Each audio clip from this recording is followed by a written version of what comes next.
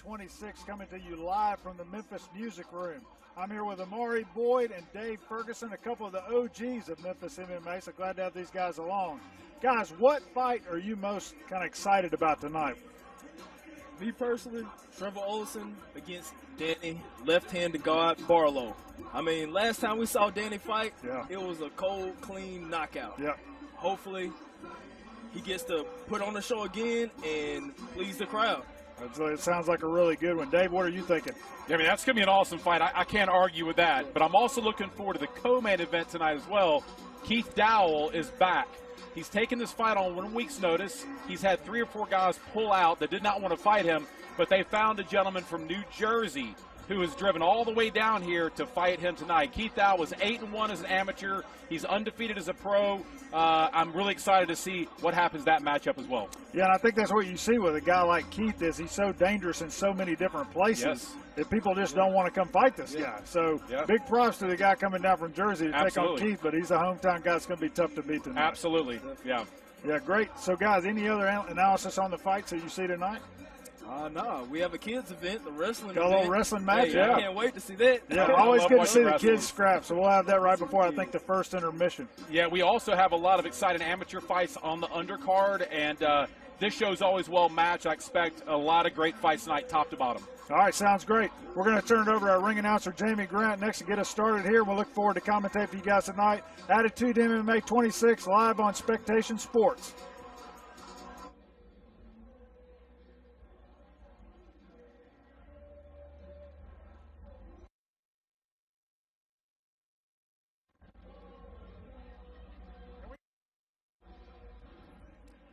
Ladies and gentlemen, our first contest this evening is sponsored by Chill Cuts Mixed Martial Arts, located at 2872 Wolf Creek Parkway, right here in Memphis, Tennessee. Chill Cuts MMA offers a variety of classes ranging from kids, martial arts programs, to jiu-jitsu, cardio, kickboxing, Krav Maga, and a variety of other self-defense classes. Check them out online at mymemphismma.com or give them a call at 901-258-1900. Ladies and gentlemen, welcome to the arena, Benjamin Miller.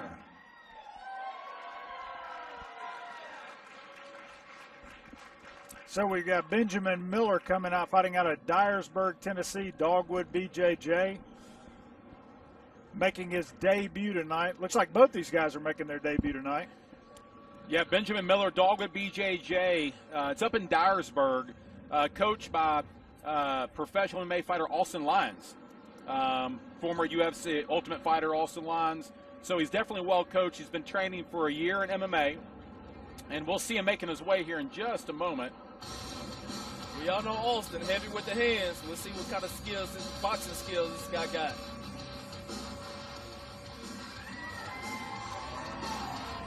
And he's got a 4-year-old little girl at home that he's sort of dedicating his debut fight to. So awesome. That's awesome stuff. Now, we know Austin was a great boxer. Yeah. Let's see if they transferred to his student.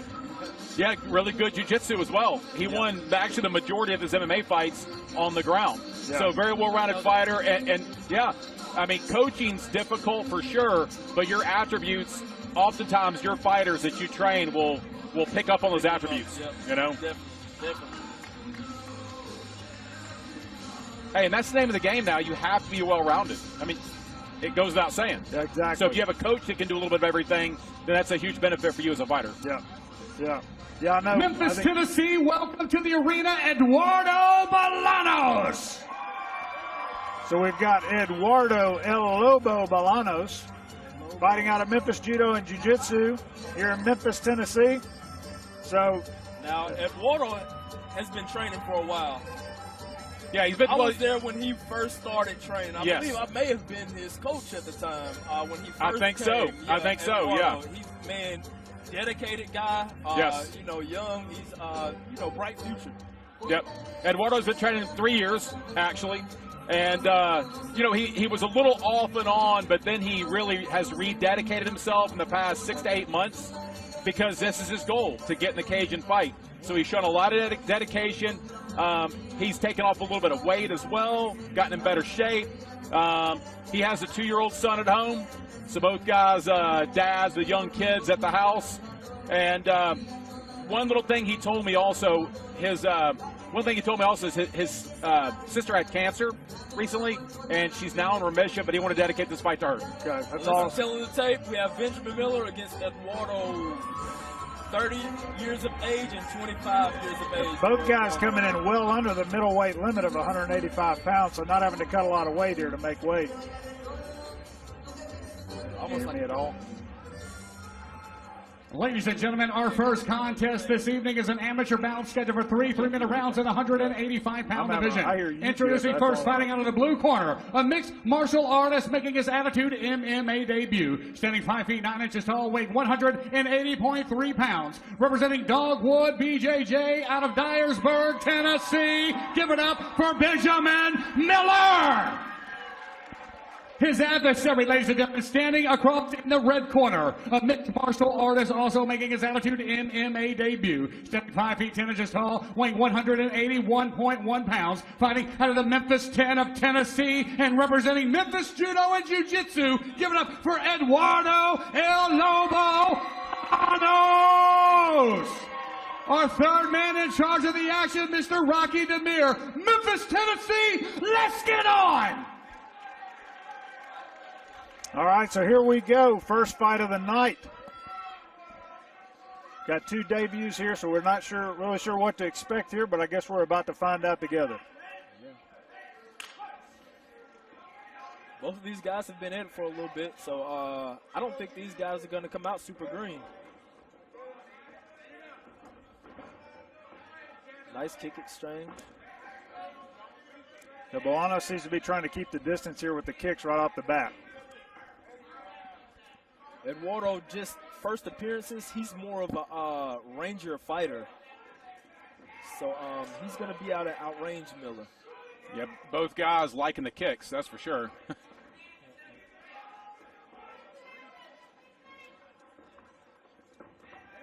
One thing about Miller, he's lunging. Kicks, he's lunging. Punching, he's lunging. He's closing the distance, getting real tight there. Whoa! A lot of stuff. Nice spinning back fist. Good combination there on the cage.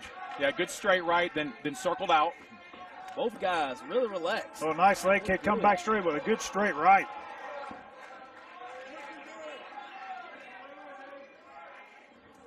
Oh, nice. That was very nice, deep in the face. Both guys fairly composed for their debut fights. These guys train with Vince, Dave.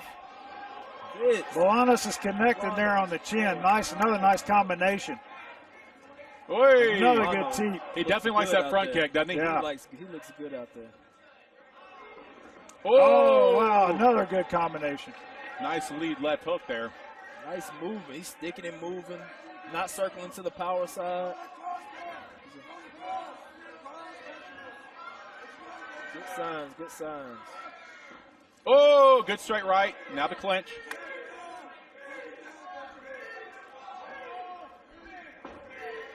Good head position by Edwardo there against the fence. Keeping him pinned there. Yes.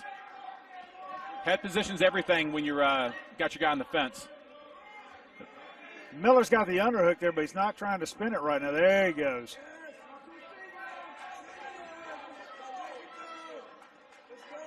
Looks like right, somebody's bleeding. We got some blood flowing there. Miller's bleeding from the nose. Bolanos is getting confused by Bolanos. Bolanos is claiming he got a low blow here, so we're going to take a break. I missed that. You're going to get confused. There's a lot going on there. Yeah, there's a lot going on. So the referee is allowing for Eduardo Bolanos to take a little break here from the low blow. Yep. I didn't see the low blow myself. I don't know if it was a little bit of a late call at the time. I saw Eduardo kind of wincing over there a little bit at the referee. Now, Dave, that blood on Miller over here looks like it's right below his right eye. Yes. Pretty good cut. Yeah, we got maybe a little bloody nose, too. A little nose, too. Yeah. So that's those combinations from Bolanos. That right hand is open for Bolanos all night. Yes. He keeps his guard too low. I mean, yes. If he catches him with something, it'll be a nice right.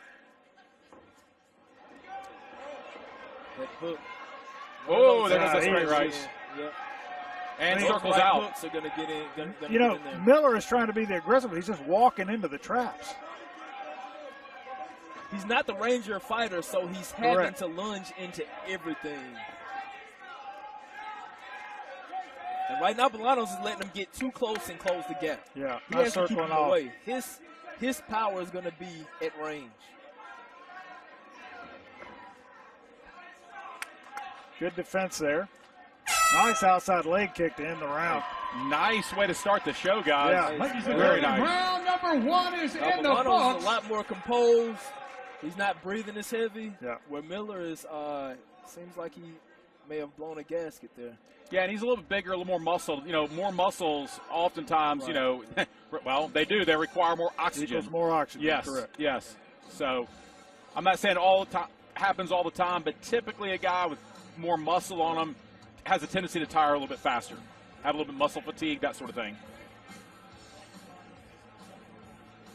Yeah, so looking on the highlights here, guys. Tell me what you guys are seeing here. Front kick, he was using that at will, wasn't he? See, that right hook is going to get in every time. Yeah. What I like about it is he's moving afterwards. Right. He's not standing in front. He lands it and moves and circles out. And I agree with you, Omar, what you said before is the one thing he needs to do is he needs to stay off that cage, don't let that distance get close, fight at a distance and move. Yeah, the only real time you saw Miller give him any issues was against the cage. Absolutely. When he wasn't circling out. Yeah. Now, Miller's going to have to duck these shots. I mean, Bolanos is head hunting. He's only throwing to the head. He's going to have to bob and weave Mike Tyson style to get in there close on him. Yeah. That's going to be his game. Well, and we haven't seen the guy on the ground yet, so, I mean. No one is shot. Yes, nobody's shot yet. I may be biased, but I mean, this is what the people want to see. People on their feet banging.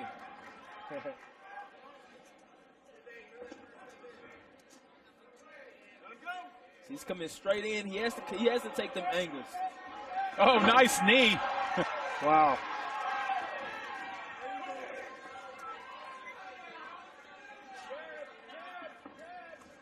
Yeah, outside nice low leg kick kick again. is landing, yeah. Yeah, I'm not understanding why Bolanos is covering up and backing up against the fence like that. I think if he stays in circles, he's got this fight all day. Yeah, he seems to definitely be controlling on the feet. Yeah. Miller with the takedown. And Bolanos guard. Got him right up against the cage there, which is not where you want to be. He needs to start to try to hip out and come around to the side here.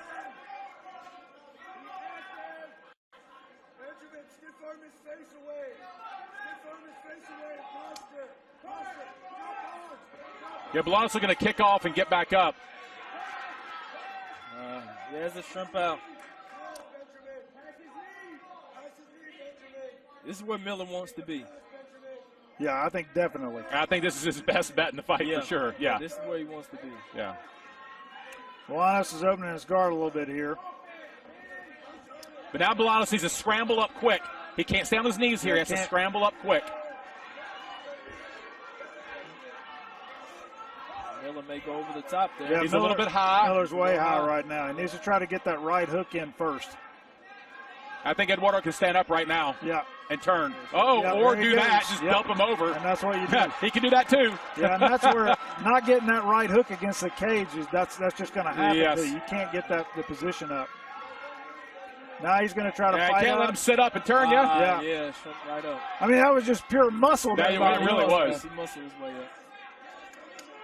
Needs to get them underhooks in. There you go. He's not going to take him down now. Yeah, Bolanos really needs to focus on getting his back off the fence.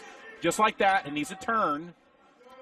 Some good pressure from Miller, though. Absolutely. Yeah. Well, and Miller knows where he needs to be. He needs to be on top, on the ground. He looks like he's trying to dig him up with that left underhook, but Miller's doing a great job of just keeping that head position. Yeah, and Miller's strong. Yeah, it's going to be hard to take him down, though, with that underhook in there. Oh, nice knee. Nice knee. Now he's framing him out now. Now he's got some space to throw more knees and move. There's another one. Well, he's not going to like too many more of them. No. Let's lift him up off the ground. Yeah, great job of framing off the head here, too. I'd like to see a few more knees from Bolanos.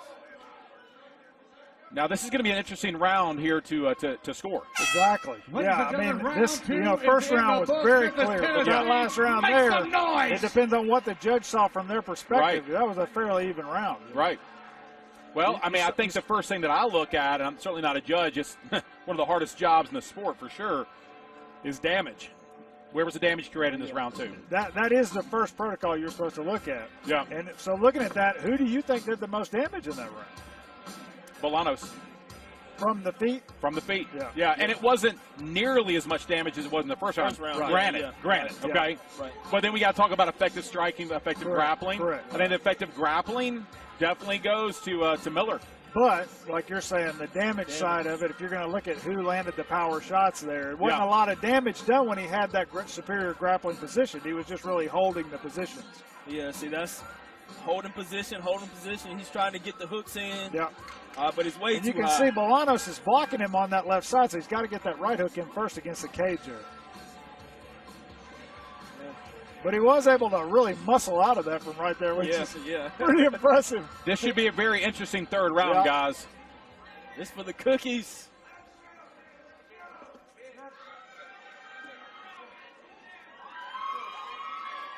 Little wave to the crowd. Dragon kick. Flying dragon kick. That's what I'm going to see. That's what Coach would call for, right? Yep. Flying dragon kick. Oh, Bolanos was just off with that hook. Nice kick from Miller, though. Yeah, Miller doing a good job of going from the single, driving. Got to be careful with the guillotine here. Yeah, he's got the fingers underneath. That's tight. He's got a posture way up. Looks like he's out. Now he needs to separate.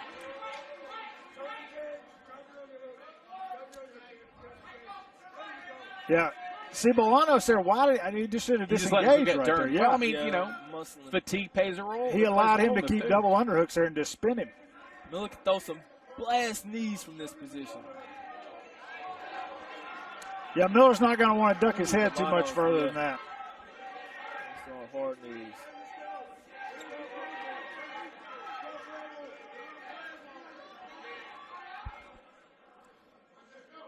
Now, Bolanos can drop him with the knees. He can create a little space.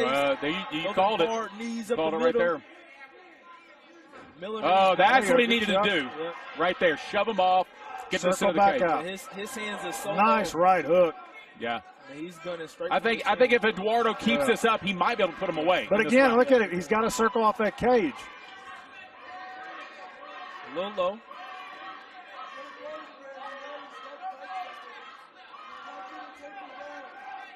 Filling each other out. I think we're starting to see fatigue for both Miller guys was a little hesitant to go in. Nice punches. Man, nice combination. Yes. Big punches. Man, he's throwing big some punches. Yeah. Oh. Yeah. They're not going up. Yeah, no. Miller's feeling that's the fight right there. That's it. Eduardo Bolanos. Yeah. TKO ref stoppage round 3. Yeah, very nice fight. Yeah, he was just walking into those punches. That was a good call from the ref. Yeah, good call from the ref. Yeah, great call from the ref. I think there's just more damage that's going to get done the longer that went. And you can see Miller now, he's still feeling it. Yeah, he's saved by the ref. Definitely saved by the ref.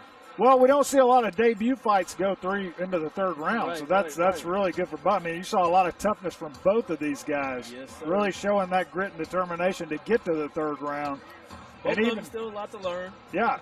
I mean, you see those things, but it's your debut fights as well. So, but impressive at both ends.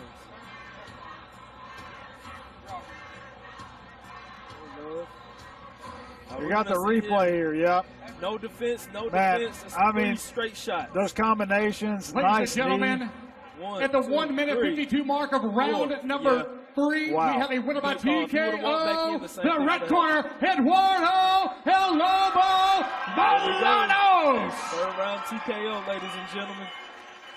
A little Triple H there for us, I think. Throwback. Awesome job. We're going to turn it over to Dave Ferguson for the in-ring interview. What a way to start the card off tonight. Great fight. Your debut fight. How did it feel to have your debut fight here at Attitude? It was good. I worked for it more than I thought I would, but all in all, it was good. I want to thank everyone for coming out. I want to thank my opponent, too. All right, well, that was an exciting fight. You've seasoned the cage here tonight for the first fight, and we hope to see you back very soon. Anybody else want to give a shout out to? All my family, all my coaches, Trey, Manny. You know, I couldn't do it without him. Keith, everybody back there. I love you. And one more thing. Viva Mexico, perros! Edwardo Bolanos, ladies and gentlemen. So awesome fight by Eduardo Bolanos. So we're going to talk a little bit here, guys. We've got an Attitude MMA Fights and Spectation Sports want to send you to a Memphis Grizzlies or Nashville Predators game. We're going to have a QR code. When you scan this QR code that's going to come up on the screen, you can make your picks on the nice pro fights. There's still time to enter, and it's totally free to play. Just scan that QR code. We'd love to have you play along with us. Quality Tire has the service that you need to get you taken care of. Commercial services available in Mumford, Tennessee at 545 Watson Road and a retail location at 1440 Highway 51 South. QualityTireOfMumford.com.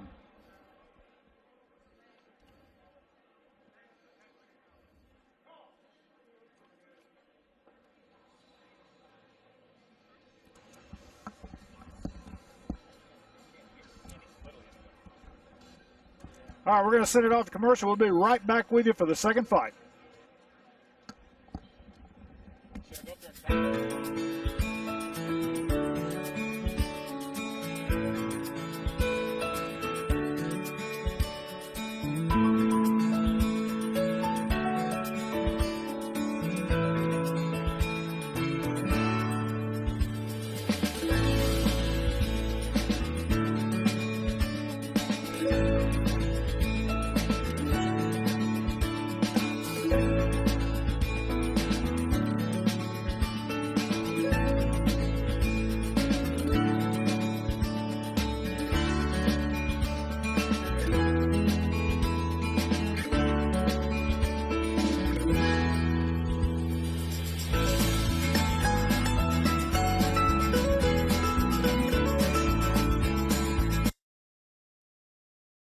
All right, great to have everybody back. Attitude MMA 26 on Spectation Sports. So, guys, we got our second fight of the night coming up. After that barn burner of a first fight for a debut. Great job there by both gentlemen. We're going to have Paul the Problem Domer coming out first. Looks like he's fighting out of Savannah, Tennessee, smaller town here in western Tennessee. He's representing the Herd MMA, not a team I've heard of. You guys ever heard of the Herd? No, I think they're kind of a newer MMA team. But, you know, he's on this card, and then his teammate fights right after him. And I believe the Herd School is in Conway, Arkansas. I believe Paul is from Savannah, Tennessee. Okay. But I think he now resides in Arkansas. Yes. Okay. Yeah. Awesome. And just to tell you about Paul a little bit, he's been training a year and a half. He's got 4 kids, 2, 4, 11, and 13. And his family's his motivation, and he's excited to be here. All right, that's all. We're going to turn it over to Jamie here, I think, to do it. Looks like he's not quite ready yet. So, guys, our second fighter on that will be Flying Brian Smith, who's representing Peak Fitness MMA, fighting out of Paragould, Arkansas. So, another. Flying Brian. Yeah, Flying Brian. Hey, man, he's going to do some exciting stuff. You know, a lot of these guys, they're like getting all the wrestling guys' monikers, you know, which is pretty awesome. So, it makes it even more entertaining, right? So. Hopefully he doesn't fly into the problem. Yeah, look, he calls himself a freestyle Ladies and gentlemen, Memphis, Tennessee, Memphis Music Room, are you ready for our next bout? Ladies and gentlemen, welcome to the arena, Paul Domer. Paul the Problem Domer. The problem. That's something my wife calls me a lot.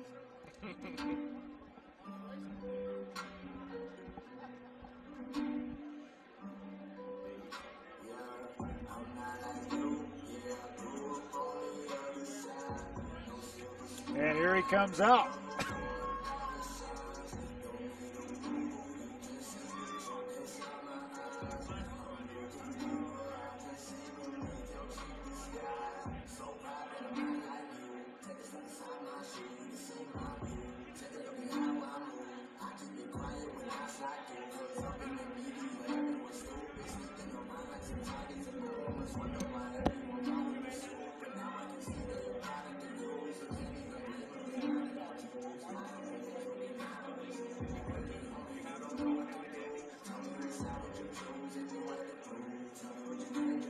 like he's grooving there. That was my favorite part about fighting was the walkout. I love the walkout. You know, bust a little moves, grin. Yeah. You know, get the crowd hype. You're going to have to tell me about it. I don't know anything about that kind of stuff. That's all part of it, man. The walkout, everything is part of the fight. The walkout to the exit.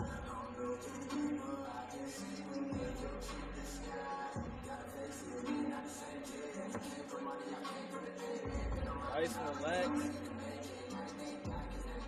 Memphis, Tennessee, welcome to the arena, Mr. Brian Smith.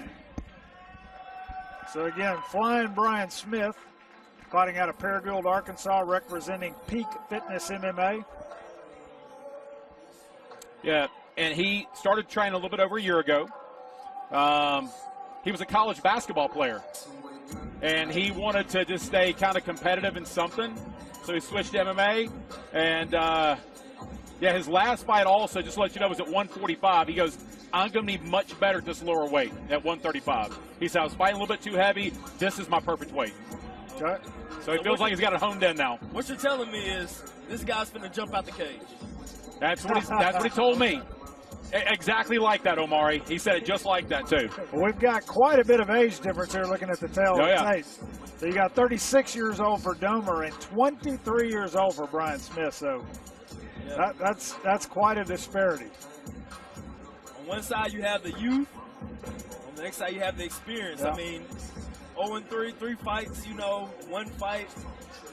But somebody's going to come out.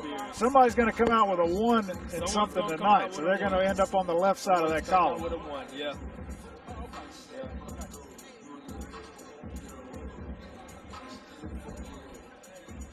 Now, college basketball, so we can look. Memphis, Tennessee. Here we go. Our second bout this evening is an amateur contest scheduled for 3 3-minute rounds in the 130-pound division. Introducing first, fighting out of the blue corner, a striker, a grappler with 3 amateur bouts, standing 5 feet 8 inches tall, weighing 135.2 pounds. Fighting out of Savannah, Tennessee, representing the Herd MMA. Raise the roof for Paul, the Problem Child, Domer. His adversary, ladies and gentlemen, standing across in the red corner, a freestyle fighter in her tonight's matchup with 1 bout. Standing 5 feet 10 inches tall, weight 135.4 pounds, fighting out of Paragould, Arkansas, representing Peak Fitness and MMA. Give it up for Brian Smith.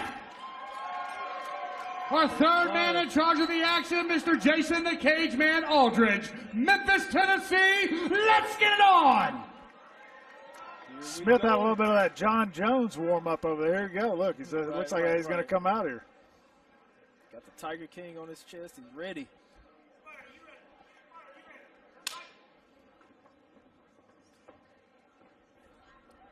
Both hands high. Both kind of hesitant to go in.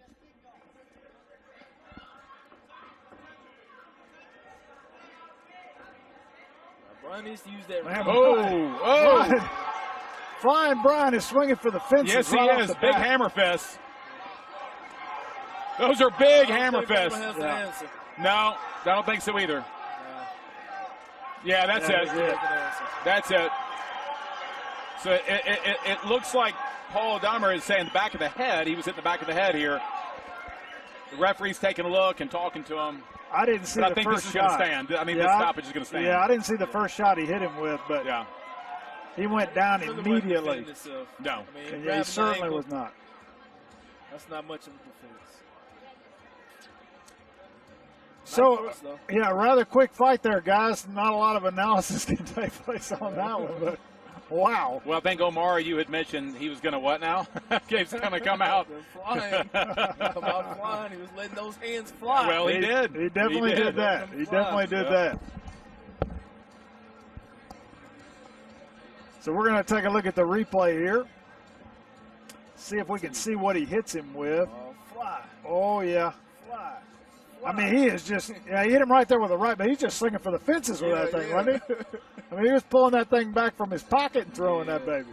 Yeah, see, that's not Memphis, Tennessee, at the 34-second mark of round at number 1, we have a stoppage due to strikes, winner by TKO, Flying Brian Smith. Yeah, and especially at amateur, you know, you're not going to let a guy sit there and take that kind of damage. But we get Brian Smith there, got the 1 on the side of the left column now, so he's now 1-1. So, yeah, that's awesome. Brian Smith, flying Brian Smith. You came out flying. How does it feel to get this win? Oh, it feels amazing. One thing I want to say, though, is there's a guy back from where I live, and every time he speaks on mic, he says, Arkansas. So this is for Arkansas. Arkansas pride here. Okay. You did a great job. Quick fight.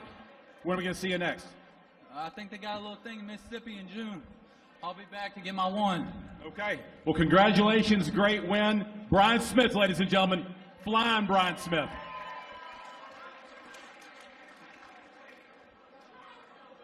We're going to take it to commercial real quick. Be right back.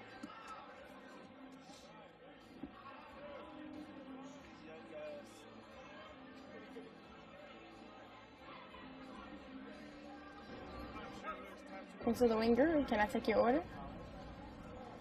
What do you want? They got lemon pepper or Guru Gold is good. Yeah. Triple J is always fire. You're Jaron Jackson Jr. Yeah, bro. Mr. Jackson, your usual's ready. You have that Guru Ranch in here? I appreciate it. Thank you. I'll have the Triple J. About you guys, but that Wing Guru commercial got me a little hungry over here. We may need to call Billy Richmond, see if we can get a delivery made up here, some DoorDash or something maybe. I don't know. I'm getting a little hangry. I'm myself. Not just hungry, but hangry. Yeah, that Triple J looked pretty good to me. I don't know. So. All right, so next fight on the night, guys. We got bout number 3 coming up. An amateur contest again in the 130-pound division. Our first fighter is going to be CJ No Fear Green, fighting out of the blue corner. Fighting out of Conway, Arkansas, and the Herd MMA again. So the same team we saw there in the first fight, correct? That's correct, yeah. And CJ Green has been training 3 years, been training a little while. He's got a traditional martial arts background, taekwondo, karate, so he's definitely a dynamic striker. We look to see that. He told me also after his last loss, which was in October, he kind of gave up on the sport. He's like, man, I just kind of got disillusioned, but I don't know, something got in me about 4 or 5 months ago, and now I've been training harder than I've ever trained. So you're going to see a different guy tonight is what he told me. That's good. So we may see a little bit more of that karate stance tonight. I mean, possibly. There we go. Yeah. Cool. Okay. Work for Machida. Yeah. Memphis, Tennessee, it is time for bout number 3. Welcome to the arena, CJ Green.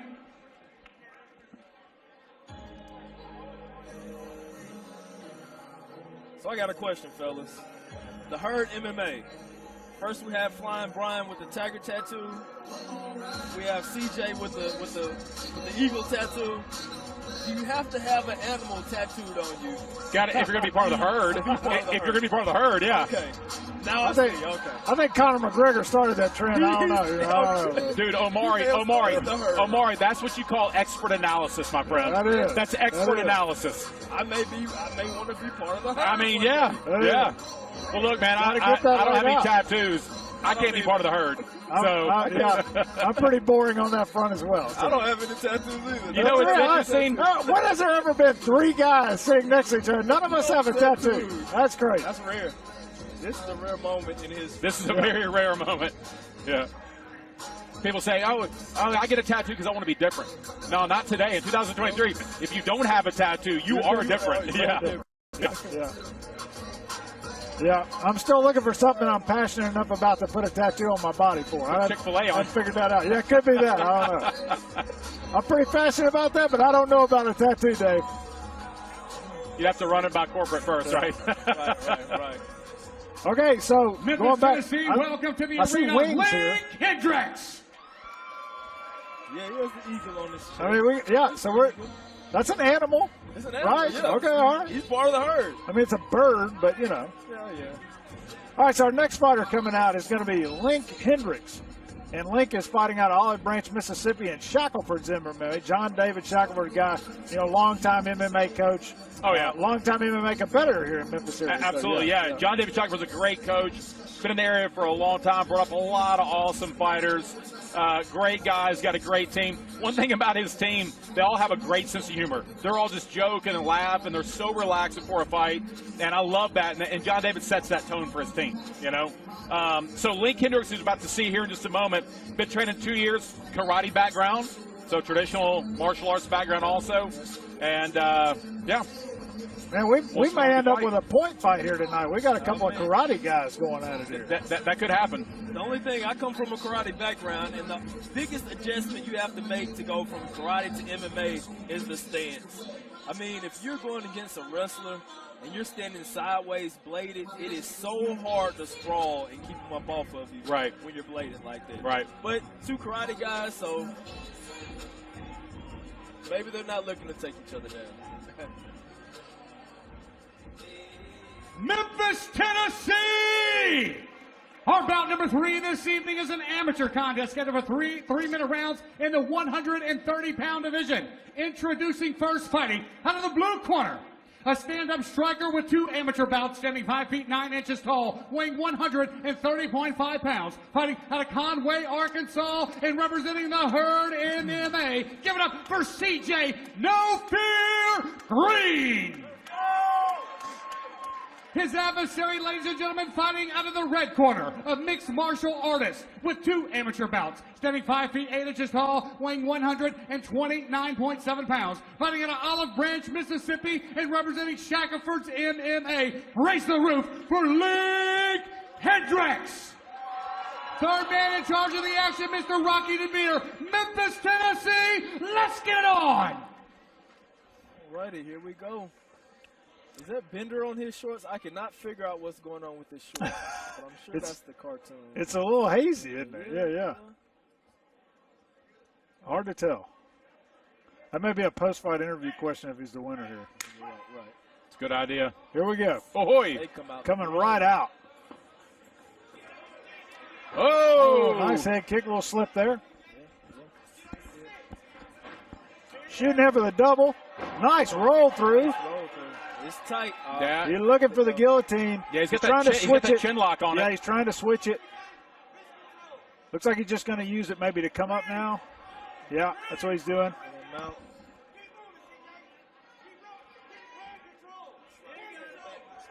Oh.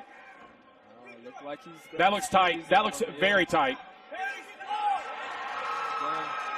There we go. Wow. Pretty quick. Wow. Nice performance, though. Very nice. Especially, you know, Linc there is an 0-2 fighter, so he came right out of the, just right out of the chute there. He knew exactly what he was looking for. When he shot him for that double, he was trying to find that neck the whole time. He did a nice little roll through there, and then once he found the neck, he stayed on it. I think he could have had it early. I mean, it was deep from the get-go. Yeah. Looks like we're not going to get to interview him about the shorts. Yeah, that's just not going to happen tonight. We may have to find that out. Talk to him after that could be a post-fight interview, yeah.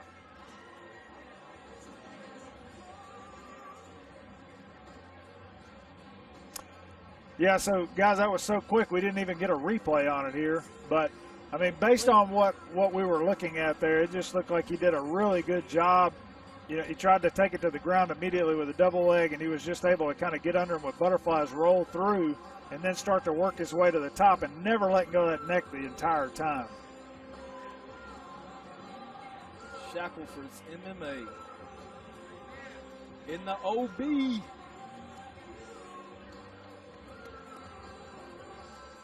Here we go. OB. Olive Branch. Yeah, buddy. Yeah, buddy. Yeah, buddy. Ladies and gentlemen, at the 38-second mark of round number 1, we have a winner by guillotine choke, the red corner, Linc Hendrix. Very nice job. And his coach, John David Shackelford, got his black belt here in the last year, I believe. Okay, Linc, pretty quick fight. Winner by guillotine. You told me earlier that this is the proper weight you should be fighting at. Your last fight was at 145. You moved to 135. How did you feel at 35? Man, I felt pretty good. Just cut that weight. Ate right the whole time. Just did pretty good. Okay, you got a pretty good team behind you as well, don't you? Oh, yeah, I love my team. They did good. My boy Daniel right there is my main training partner. Getting stuff done. That's awesome. When are we going to see you again in the cage? April 29th, I'm fighting again. So y'all want to come check that out. And I just want to shout out my mom and dad, JD, and everybody's been with me this whole time. Everybody came to watch me fight. And my buddy Tylen, he ain't really, able to train right now. He's got something going on. He's right there. That's my buddy. Y'all just give him a round of applause, please.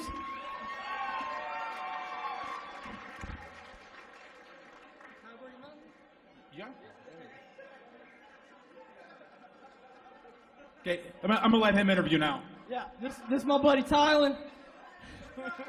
He has some big goals this year to fight, and he's still gonna get them. We just gotta get his heart right. How are you feeling tonight? I'm doing good, man. This is the first. I'm just happy to see my boy win. That's right. He's been my best friend since the 3rd grade, so we're big things coming. It's challenging to hold that Ladies mic. and gentlemen, Linc Hendrix. Challenging to hold that mic with MMA gloves on. You notice that he kind of had the two-handed there? Yeah. Nice job on the post-fight interview there. Nice job. So, again, John David there, you know, black belt BJJ. Not surprising one of his students would have a nice guillotine choke there. So, great finish there. Unbelievable job. Great finish. Yeah. We're going to take it to commercial real quick, guys. We'll be right back with you for the 4th fight of the card.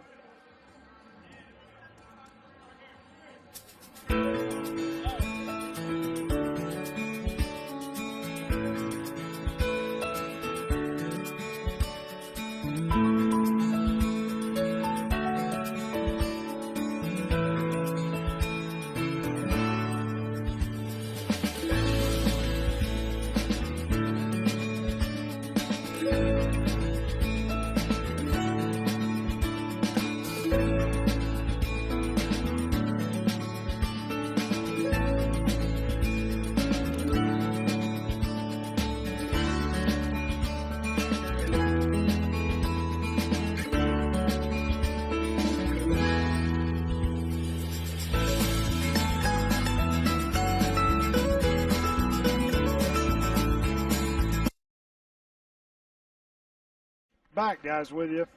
Going to tell you a little bit about Attitude MMA Fights being brought to you by Mint Mobile. Mint Mobile is an affordable wireless service that you can buy online for way less than the big guys. No retail stores, no inflated prices, just huge direct-to-use savings on unlimited talk, text, and data delivered to the nation's largest 3G network. Plans start at $15 a month, so we'll have a QR code up for you pretty soon to scan that you can get started on Mint Mobile. Cleaning company that offers a range So guys, of bout services number 4 and coming up facility here. management across the USA.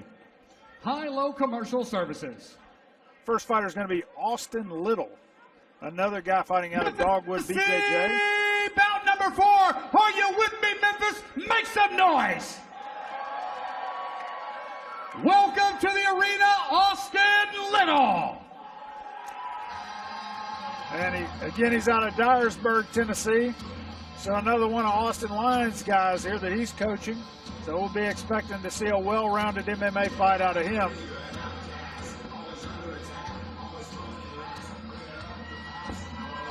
This fight's going to be in the 170-pound division, so welterweight. 6 foot tall, 167.2 pounds.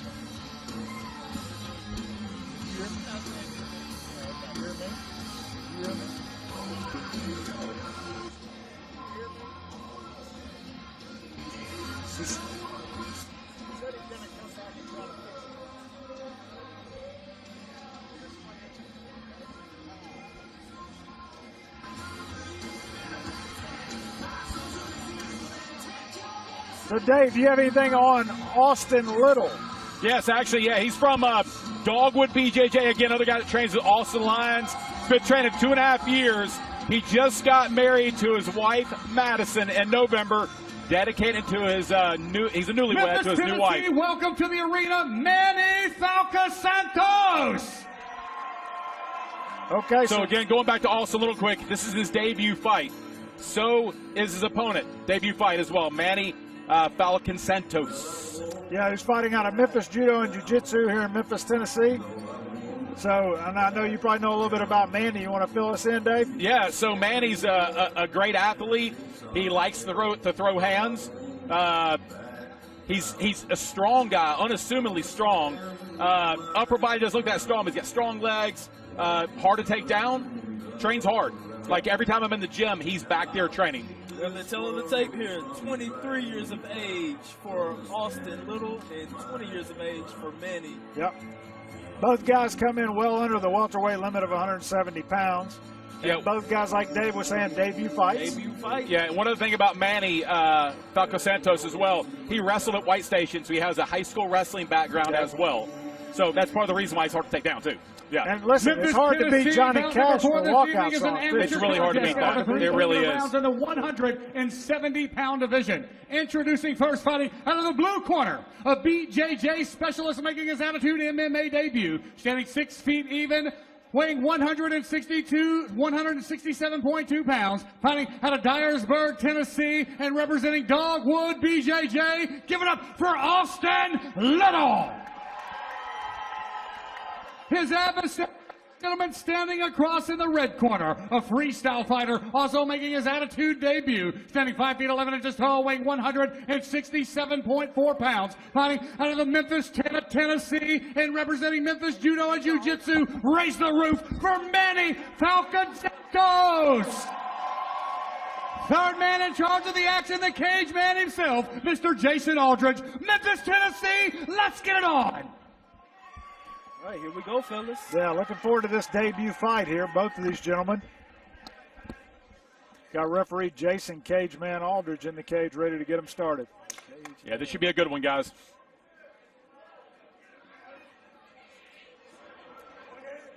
Little straight down. Whoa! Nice jab. Good sprawl, too. Yeah, he's trying to shoot back in. I tell you, looking at these guys, the size disparity, Falcasantos is a guy who is just built like a granite. Yeah, heavy punches. Yeah, he's a big. I think we're seeing that, too.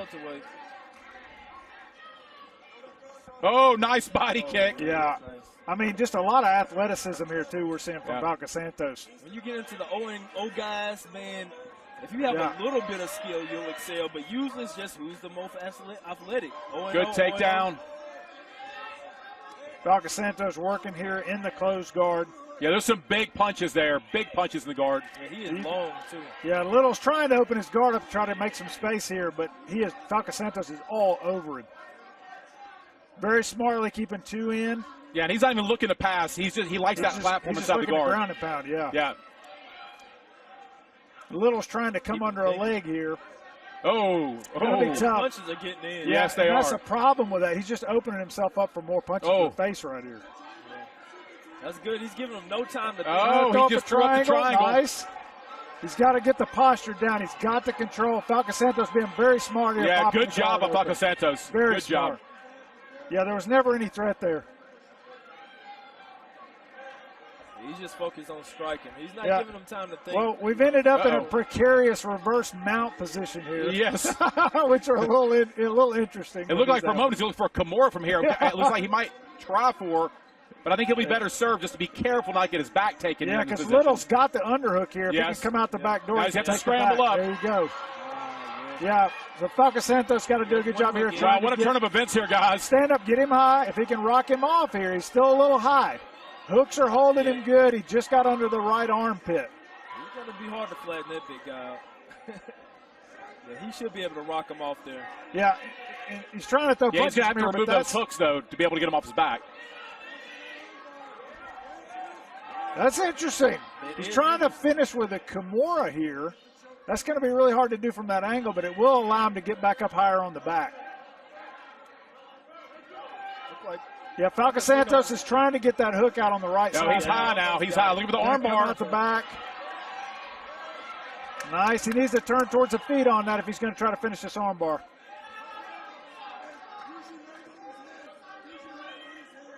Oh, he's going to switch to. Oh! The switch to reverse Falcasantos. Now it's back to smash. Just throwing the hammer fist. Pretty impressive jiu-jitsu for yeah. And I tell you, that 3-minute round flew by, guys. That was a lot of action back into that 3 minutes. There was a lot of action. So we see off the get-go that Manny has the advantage on the feet. Yep. Off the rip. So we got a replay coming up here, Amari. So you can see he's trying to switch against the cage here on a single, goes to a double. Oh, we just lost our feed. Man, he was landing some heavy punches. Yeah. Heavy punches, man. Now, guys, I got to ask, with a round like that, how do you judge that one? Grant, who do you have in that round? Again, if we're going to look at damage, Yep. I mean, I think that Falcasantos did the most damage, you know, Yep. in that round. Although Falcasantos is showing a little bit over the eye there as we're looking at this in the corner right now. But I think as far as looking at damage and what he was able to do, there were definitely, so he got into some bad positions. Right. But he never really took a lot of damage in those positions. So I agree. Omari? He was more aggressive the whole time. Correct. I mean, I would give the round to him just because he was pushing the pace. Pushing the pace. Okay, here we go with round two, guys. Round two, here we go. Good sportsmanship by both guys.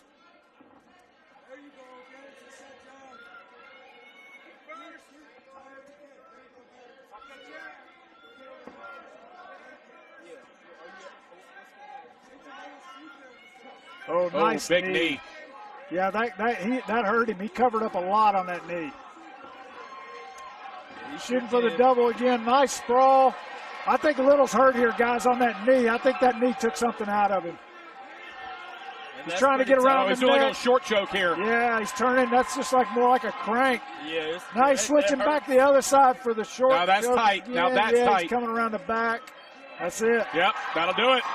So great job there. He went for the choke on one side, then turned it back to the other to slip it under. Awesome job on that rear naked choke. That shot was definitely forced by Ollison. Yeah, I think the knee that we saw there in the corner right here in front of us, guys, I think that was kind of like the change of moment. We tried to shoot for the takedown off of that, and he just sprawled right on top of him. He went flat as a pancake, which is not a great defensive position.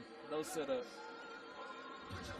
Great Good debut fight. performance. Yeah, Good performance by both guys. I mean, so we got a replay coming up here.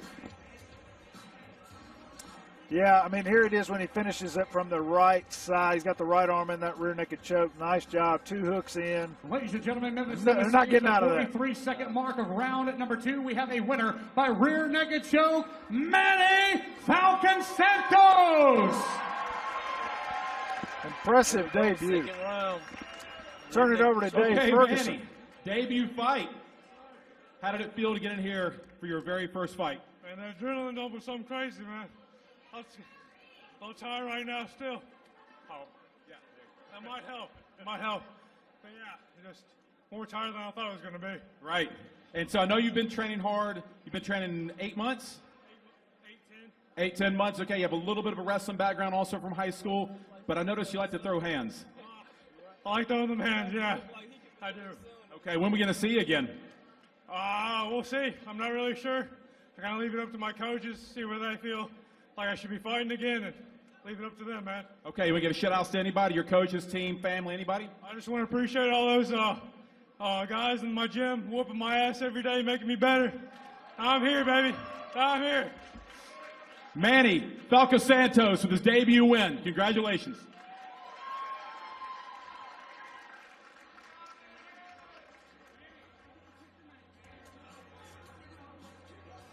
So, Amari, I think next we're going to have a nice exhibition match coming up here.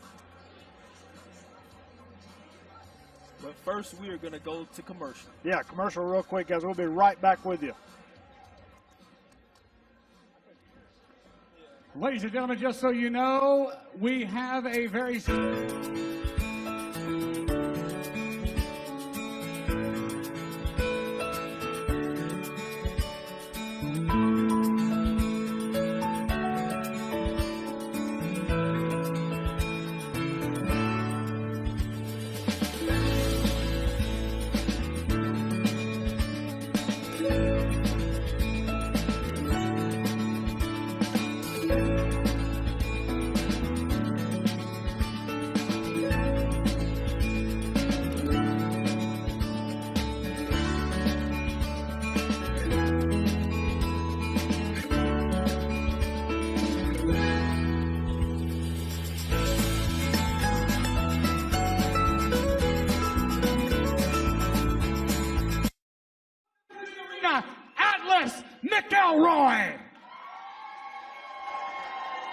Atlas, he is fighting out of the mean streets of Memphis, Tennessee. This dude is coming for real. The mean streets of Memphis. He's in the streets. He's ready. He's representing the Bartlett Panthers. Yeah, I think both these young men are representing Bartlett Panthers wrestling team, which is really cool, guys, because we're seeing wrestling really explode in our area. You know, traditionally when we were younger, it was more of a Midwestern sport in our country, and now you're seeing in our area, you know, Collierville, Houston, Bartlett, all these different areas have their own youth wrestling teams, and you're seeing just wrestling exploding. You know, years ago, Memphis, there Tennessee, was one youth wrestling club. Christian Brothers had a youth wrestling club. I don't believe there was any other wrestling club around. That was it. And they used to have to travel to go compete in Nashville, wherever. But now I think Memphis has probably, the Memphis area has probably 6 or 7 youth wrestling clubs. So it's definitely exploded, and I love seeing it. Yeah, it's a great thing. It's a great thing for wrestling. It's a great thing for MMA. Right. You know, you're seeing these kids starting this young. They're going to have a great base to start off. They decide they want to do something different. These kids actually get to walk out. They get to I know. Man, that's so cool. I know. This Everett, he's fighting out of the back alley of Beale Street. Okay. And this is something these kids are going to remember the rest of their life. Right, right. Young Scotty walking out. It's going to be pretty cool. Everett Pumpkin Seed Swinger. I don't know where he got that nickname. That'd be an interesting one to ask. I love their the fight poster. Did you see him? No. They're both flexing on it and like just mugging. Man, yeah. The fight poster. Mugging on there. It was so good. It was so great. Yeah, they had a fight card and everything. That's super cool. Look, look, look. You gotta love it. Oh, that's great. I love it.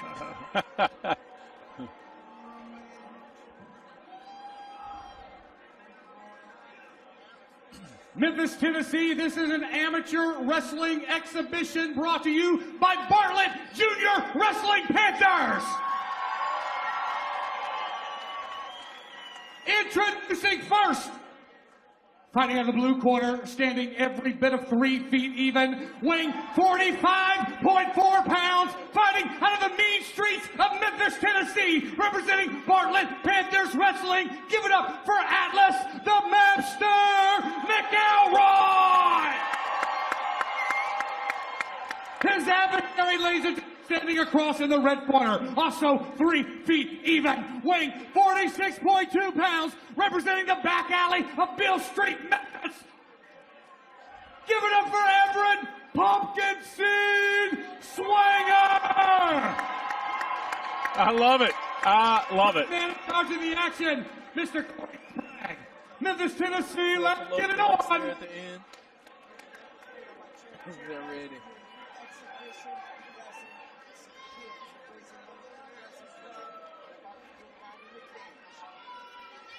Go.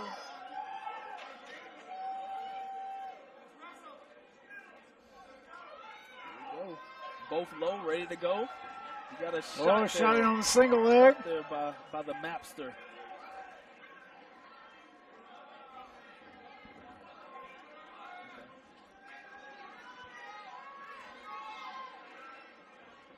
Oh, nice reversal. Nice reversal.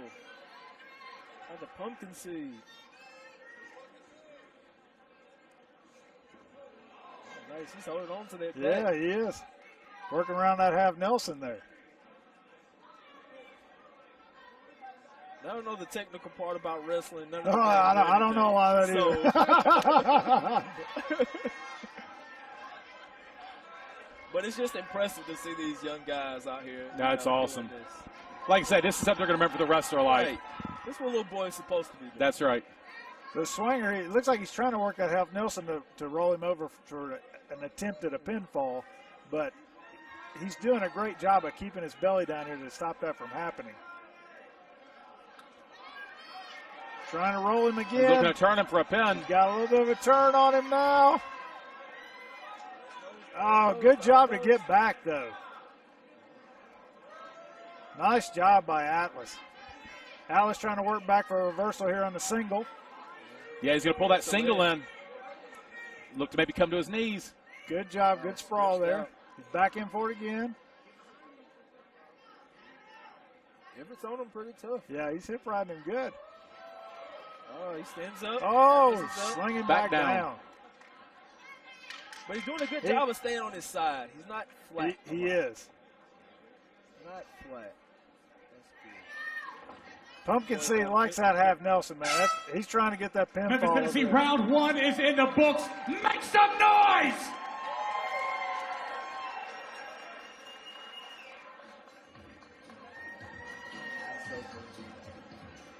So now I'm assuming they did the coin flip here. They're going to decide who start from what position here. I was just going to ask you who you think had that round. I mean, I think Swanger, I think he had the most dominant positions there for sure. He was going for pinfall after pinfall. I don't know if they'll keep a score on it or not. Here we go. I know Everett got, Atlas got the takedown, 2 points at the beginning, but then Swanger was able to kind of reverse everything from that point. So when they're like this, I'm guessing it's just 0-0. You know, he's just.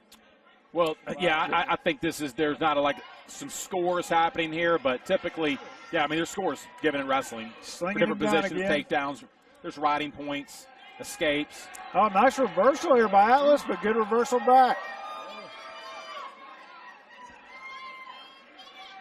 Oh, coming in with a double. Nice. Oh, turn of events, guys. That scored 2. Get that leg free. Swanger with the reversal back. This is great. Yeah, he's trying to roll him through here. Interesting positions. Yeah. Oh. Yeah, they're going back and forth. They really are. Swanger a little bit of headlock and then let that go.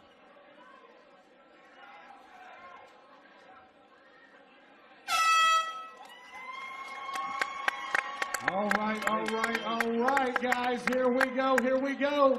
Third round. Third round. And it may be a 1-1 round. A 1-1. It's a close match for sure. Close match.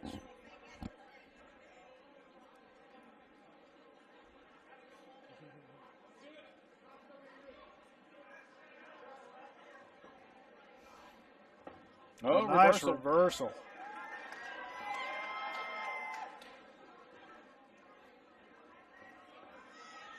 Atlas trying to fight the hands. He's going back to that half Nelson again, try to get the pinfall here. Nice job of rolling through, though. Good job by Atlas.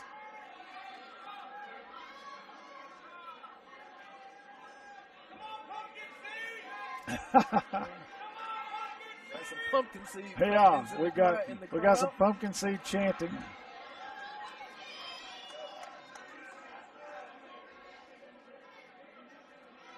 He stands back up. Really riding him. Got 10 seconds. Coming down, he's looking for that half Nelson again. Trying to roll him back towards him here. Looking for the pinfall. Nice job. Just short. Atlas did a good job every time on those pinfalls of defending them.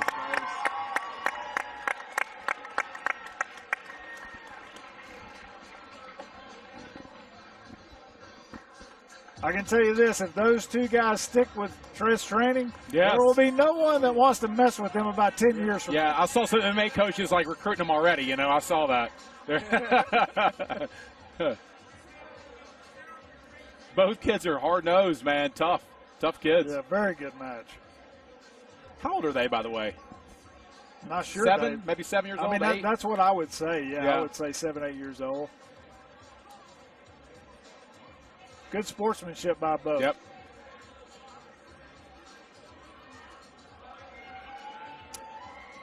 The guys, we're about to go to intermission. At the end of 3 rounds of action, we go to our judges' scorecard.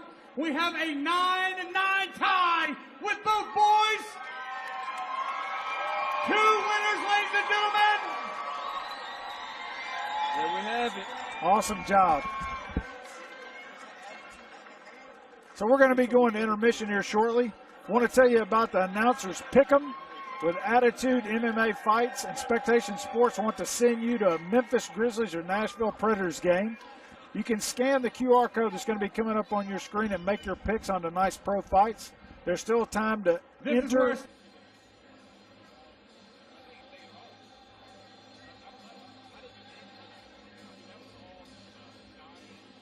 Ladies and gentlemen, we are back live from Memphis, Tennessee in the Memphis Music Room. Make some noise! Ladies and gentlemen, it is time for our 5th bout tonight, but before we do, we have to recognize our great sponsors that help make these events happen.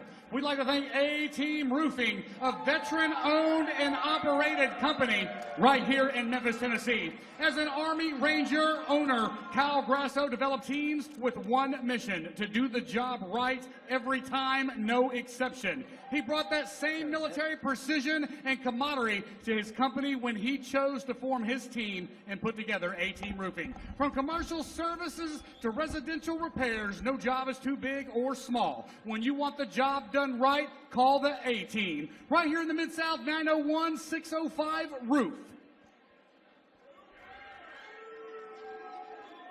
That's them over there. Ladies and gentlemen, bout number 5. Welcome to the arena, Keeton Clinton.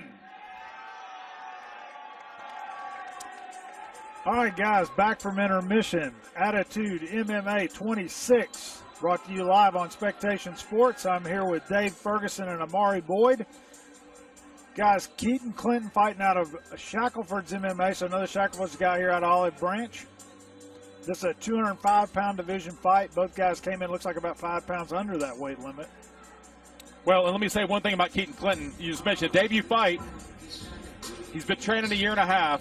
He's 18 years old. He's still in high school. He's in his senior year of high school. So he wanted me to know that. Hey, man, I'm just a high schooler over here. But, you know, we're seeing more of that. Oh, yeah. Especially at the amateur level. Like, you're seeing guys like Ethan Birmingham, who's an up-and-comer now, just turning pro. Yep. I mean, you're seeing a lot of these guys who are high school guys now that have come up training mixed martial arts. So it's really cool to see. Yeah, it's great. It's great. It says he's a striker here. It says he's a striker on our card. A striker, okay. Yep. I can see that. Travis. He was an offensive lineman in football. He looks similar to an offensive lineman build for sure. Yeah. And the second fighter coming out of the red corner is going to be Jared Juggernaut Travis. He's fighting out of Memphis, Tennessee, representing Memphis Judo and Jiu-Jitsu. Again, about 5 pounds under the limit. But Dave, what do you know here about Jared the Juggernaut? So Jared is one of the hardest training guys in the gym. He is there every day. I mean, like clockwork. His whole family trains here. His kids train in our kids program. He's a hard-working guy, former power lifter. And I want to say also, and this is important, and he wanted everybody to know this, he is, as I believe this week, 4 years clean from drugs. 4 years clean, completely. Sports has changed his life. Family changed his life. And he just wanted to kind of spread that positivity a little bit and let everybody know. That's great to hear. So, yeah. So looking at the tail of tape here, we've got another pretty big age disparity in this fight. Keeton Clinton coming in at 18 years old, like Dave just said, still a senior in high school. Jared, the Juggernaut Travis, 29 years of age, so a little bit more established there. I think Dave mentioned he had kids that are training now, which is pretty cool always. Both guys same height, 5'9", and both guys Memphis, Tennessee. Our next contest is an amateur battle scheduled for 3 3-minute rounds in the 205-pound division. Entered first, fighting out of the blue corner, a striker making his Attitude MMA debut, standing 5 feet 9 inches tall, weighing 200 pounds. Fighting out of Olive Branch, Mississippi, from Shackelford's MMA. Give it up for Mr. Keeton. And his adversary, ladies and gentlemen, standing across in the red corner, a freestyle fighter making his Attitude MMA debut, standing 5 feet 9 inches tall, weighing in at 201.3 pounds, fighting out of the Memphis 10 of Tennessee, representing Memphis Judo and Jiu-Jitsu. Raise the roof for Jared the Juggernaut Travis. Third man in charge of the action, Mr. Rocky DeBeer, Memphis. Tennessee. Let's get it on. Here we go. Bout number 5. Yeah, I was about to say. I don't know. I just feel a night coming on. Man, this is big boys. All right, here we go. But they both look like they can move so well just looking at them. You know, they both look like athletic guys. Oh, clinch right away. A double unders by the Juggernaut. Keeton there trying to dig back in on the underhook. Doing a good job there. Nice knee. Straight to the guillotine. Just with the hook, going with the front headlock.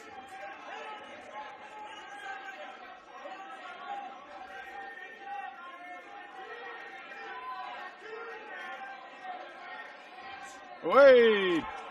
Big man get that leg up there, huh? Yeah. I feel like Clinton should push the pace a little bit, you know. Oh. The Juggernaut has a bit of muscle on him there, you know. You want to try to gag. Oh, big punch. Oh, big hammer fist. That's it. Wow. That's it. Well, Amari Boyd with the prediction. Wow. Fully correct. Yeah, I mean, I'm in agreement with you. You're looking at two guys like that, you're thinking, if one of these guys connects with some power, it's going to be over, and that's exactly what we just saw. Debut fighters, they're swinging for the fences. And guys, I don't know if Keeton knows where Keaton's leaving the cage. I'm not sure if he knows what this even just happened. I mean, he hit him with a shot there. You can see a little mouse there on the left eye. I didn't get a look at it. We're going to get the replay coming up here pretty soon. Maybe we'll get to see exactly what he clipped him with here. A nice left hook there. Coming in with his hands down. Oh, man, yeah, just a right. Swinging right, yeah. And then some hammer fist. All hooks from the Juggernaut. Yeah, I mean, he was out before the hammer fist. He was just trying to grab the leg there. So good stoppage by the referee. Ladies and gentlemen, Memphis, Tennessee, at the 1 minute, 1 second mark. We have a winner by strikes, TKO, the referee, Jared, the Juggernaut, Trevor. There you go. There you have it. Yeah, Juggernaut. So debut win there for the Juggernaut. We're going to turn it over to Dave Ferguson for the in-ring post-fight interview. Wow. Juggernaut, 1 minute into the first round. How does this feel? Feels like overhand right, baby! So you train in my gym. You're the guy that I see there every single day without fail. Your family's there. I mean, you've really been dedicated for almost the past year to your training. This must feel really great to finally get a chance to fight, and it pays off for you. Hey, man, this is something I told myself I was going to do a long time ago when I was younger. I had a family, and then I said, I really got to step it up. I got to do something for my family. I said, what else should we do? Boom, we've been in the gym. We're in the gym 5, 6, 7 days a week. If I ain't sick, I'm there. That's dedication. You want to give shout-outs to anybody? Thanks to anybody? Hey, if you hear from me, make some noise. Let's go! Juggernaut, Jared Travis. Great debut win by Jared Travis. We're going to go to a quick commercial break. We'll be right back with you.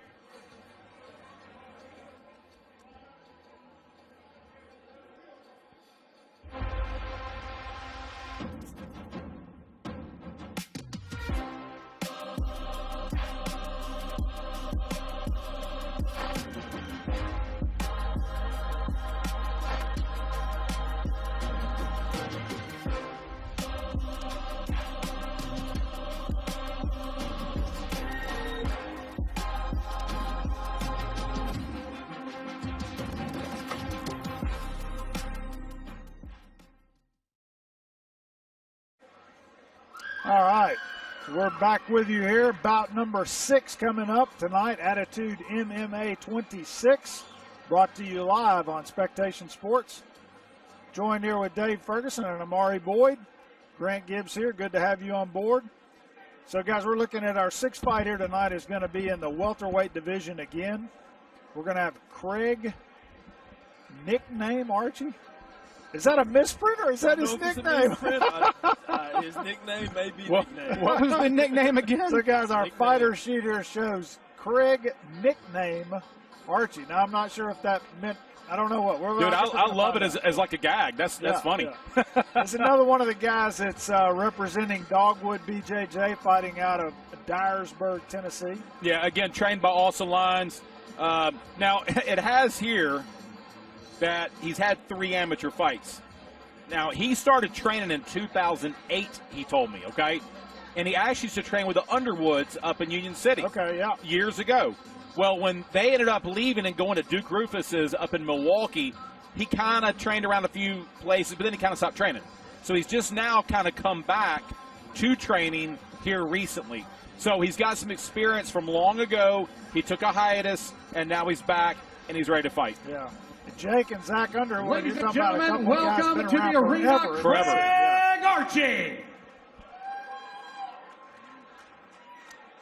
So, Yeah, and one other thing also, Craig said he had quite a rough weight cut for this fight also.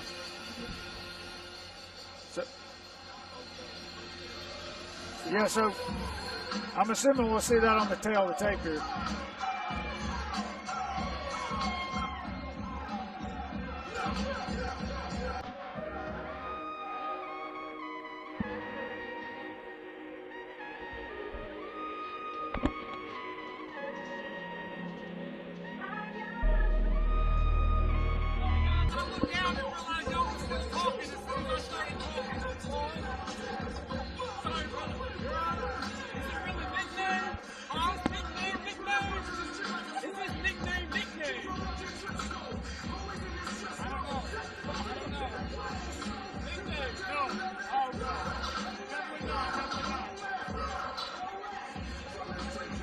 So we just received confirmation from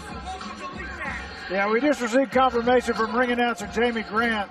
His nickname is not nickname. Apparently, that was just a misprint. I was hoping it was. I know, though, man. I was too, man. I was holding out hope, I was man. all over that. Like that's the way to go right yeah, there. that's what I was saying. Hey, what do you want your nickname to be? Nickname.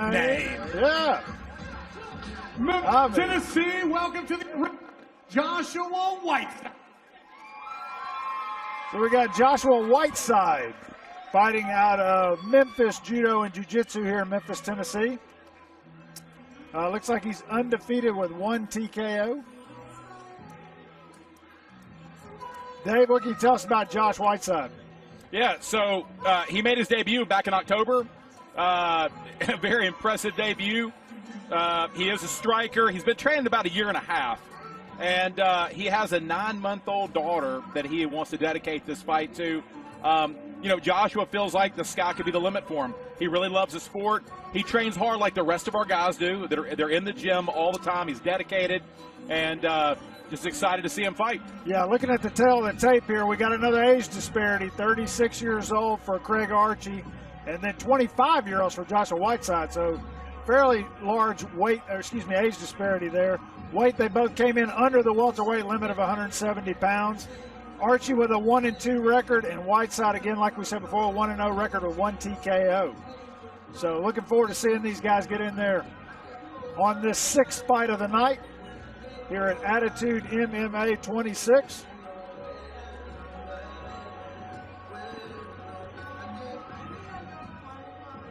I would say the experience level definitely goes to Craig Archey. Like we said, he is a little bit older, so Joshua Whiteside has that on his side, but Craig Archey definitely the experience.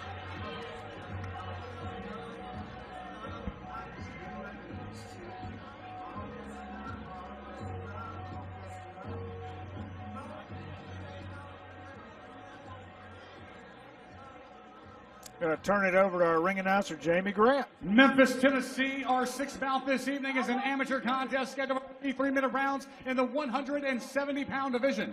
Introducing first, fighting out of the blue corner, a mixed martial artist with 1 victory in 3 amateur bouts, standing 6 feet even, weighing 169.1 pounds. Fighting out of Dyersburg, Tennessee, representing Dogwood BJJ. Raise the roof for Craig.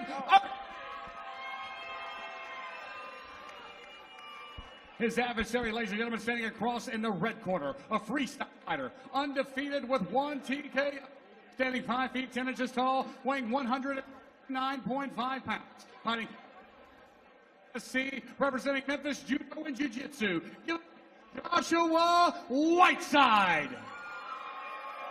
Third man in charge of the action, Mr. Jason the Cage Man Aldridge, Memphis, Tennessee. Let's get it on.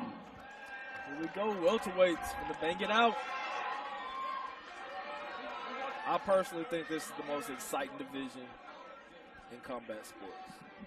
Yeah, but you're a little biased, I think. This happens to be your weight class. Man, the 170 is the toughest, man. The toughest. Oh, nice body shot. Nice body shot from Craig. So one thing I haven't been seeing a lot of is changing levels. We have a lot of headhunters this far. A lot of headhunters. Yep. Archey shooting in on the double. Takedown. Yeah, that's that experience. Trying like to I say, pull he started training years ago. Trying to pull him out away from the cage here. It looks like he's wanting to wrap those legs up, yeah. Yeah, Whiteside doing a good job. He's got to protect his neck. Back. A little loose on the hooks, but did a good job there of adjusting. Let's get that chin down. Yeah, doing a good job. What he's going for. Hand fight. Now he's spinning back in. It's going to be who wins the hip position here. Yeah, Archey, he's got to watch his back position here. Yeah, Archey did a great job of reversing back onto his back on that reversal there. That was a great job. So, Grant, is Archey want to flatten him out here? Yeah, I think if he could flatten him out right here and just really start that ground and pound. You know, either way, but if he's wanting to do this ground and pound, he needs to put the hooks in a little deeper, try to flatten him out some. Okay. Now yeah, he's on the neck now. Yeah. Which could be what he's doing. He could be just trying to get to the choke, but he's using the punches to kind of try to open him up from one side or the other to get that going on.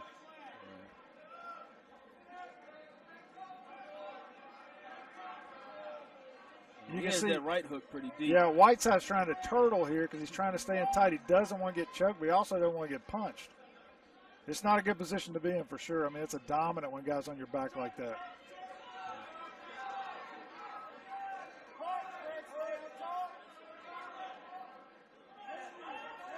Yeah, and here's that belly out position. Good job. That was a great job there by Whiteside to get back up to turtle. Yeah, he's around the neck. He's off at a little bit of an angle here, though. I don't know if he's square on that neck. It's tough for us to see. It is. It is hard to see. He squeezed. Yeah. Yeah. And that could have been a choke or a crank. Now, either one, Could have been. It doesn't matter. You get the tap either way, right? I mean, that's just a lot of pressure on the chin and neck there. Even if he's not slipping it under, that crank on that chin is ungodly from that position. Just a lot of torque with the hips there and then just turning your whole body against it. Painful. Nice tough. performance by Craig. I mean, he was pretty close. Yeah, well, you just were talking about, I mean, you are like, what I see from you and Marty is that you can see things into the future. You said we need to have some guys changing levels here. You changed levels right into a double leg. Yeah, that's a nice setup. I mean, that's the last two fights you've done. Tonight is my Memphis, night, Tennessee, at the 2-minute 8-second mark of round at number 1, we have a winner by rear naked choke. The blue corner, Craig Archey. That was a nice, smooth performance. Yeah, I mean, really. I mean, it looked a little hesitant there on the feet at start, and then once he got into that double leg and got him on the ground, he knew what he wanted to do there. He went straight to the back and never let it go. Real technical. Well, we're going to set it up to Dave Ferguson for our in-cage post-fight interview. All right, Craig, quite a performance. Yeah, it came out, and I guess you executed your game plan, took the fight to the ground. You looked really strong on the ground. How did it feel to get this win tonight? I feel pretty good, especially to get it out of the first round. Had a pretty tough weight cut. Legs is burnt. Dogwood, where we at? Now, I know you told me earlier you started training years ago. What, 13, 14 years ago? Started training, stopped training for a while, and then something motivated you to get back into the sport. What was your motivation to get back to doing this? Bad decisions, and this is all I know. That'll do it. Ladies and gentlemen, give it up for Craig Archey. Yeah, nice job there by Archey, showing off that jiu-jitsu prowess there, a little wrestling to lead into that. A little level changing, you know. Yeah, we're about to go to a commercial, guys. We'll be right back with you for the next fight.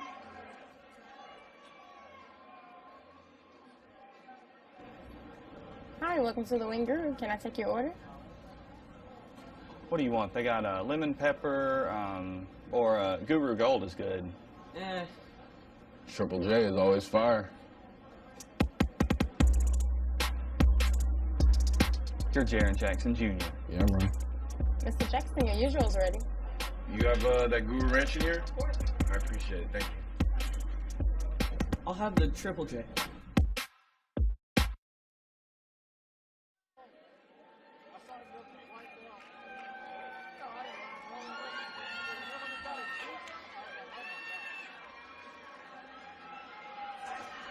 All right, so we are back with you here for bout number 7. This is going to be a heavyweight bout tonight. So our first fighter coming out of the red corner is going to be Brad Keeton. And this is going to be another Dogwood BJJ guy. I mean, these guys are filling up the card tonight, fighting out of Dyersburg, Tennessee. Supporting the attitude. Yeah. So always good to see these local guys fighting. But when you're looking at these kind of smaller gyms, like these guys got a lot of fighters in this gym. Yeah. I've got to tell you guys something very interesting. So I was speaking to Brad Keeton, again, having his debut fight. I was speaking to Brad Keeton earlier. He's been training jiu-jitsu for a year. He is a Tennessee State trooper. He started training jiu-jitsu because of his job, for law enforcement. Which I highly recommend, too. Absolutely. Absolutely. Now, here's what's interesting about this. He only has been training jiu-jitsu. His coach came to him a week ago, said, hey, you want to fill in and jump in and do an MMA fight on a 1-week notice? 0 striking. He was like, yeah, I'm up. Let's go. Must have a lot of confidence in that ground. He told me straight up, he's like, man, I don't have any striking. But I'm going to take it to the ground. If I get on the ground, I feel confident. So he was real honest with me about that, and I thought that was very interesting. Gonna put a little Hoist Gracie on us. I mean, could be. Yeah. Could be. Yeah. Could be. I tell you, that's a great year. And I tell you, Dave, like we're talking about law enforcement and stuff, like I know you feel the same way that I do, and Mari probably does as well. Like, we cannot recommend enough that law enforcement should train in Brazilian Jiu-Jitsu. For many reasons. Like a myriad of reasons. Yes. Yeah. Yes. Well, and I think that a lot of departments have done a good job of just introducing it, that kind of thing, but there's no ongoing training that's supported by these local municipalities and governments, right? I mean, they get, 1 week out of the year of in-service, and they get like maybe 1 day of defensive tactics. And anybody knows who's trained that's just not sufficient enough to help you in a situation where your life and someone else's life is going to depend on that. Yeah. Yeah, I don't know if you're familiar with Jocko Willing, but Jocko had a great idea. I thought it was brilliant. Said, police officers, really, if you want to change what's going on in law enforcement, and you want these officers to be able to protect themselves better and protect the suspects better, too, from injuries or whatever, then it needs to be some sort of a rotating schedule where instead of working a 5-day work week, then 1 week out of the year you get to get, like, retrained on your shooting and, everything else, how to deal with the community and your defensive tactics hand-to-hand. You work 4 days instead. That 5th day, everybody, and it rotates, is in continuing education and training or going out in the community, whatever. They're not a beat police officer, right? I think that's how you, that's how you police in the future. I think that's what it needs to be. Because you got to have that consistency in training to really build that rapport where you've got a toolbox. Not just the hand-to-hand, but with your weapons and everything too, Yeah. We're going to kick it up to Jamie Grant. All right, here we go. In-ring announcer Jamie Grant. Ladies and gentlemen, we'd like to thank our sponsor, Integrated Communication, who is celebrating their 25-year anniversary. Serving West Tennessee and North Mississippi, from technical skills to the practical application of wireless equipment, Integrated should be first on your list. From rental and repair of two-way radios to fleet tracking, Integrated Communications has you covered. Visit them online at iciwireless.com or contact them at their Memphis headquarters, located at 6630 Reese Road, right here in Memphis, Tennessee, 901-366-4412.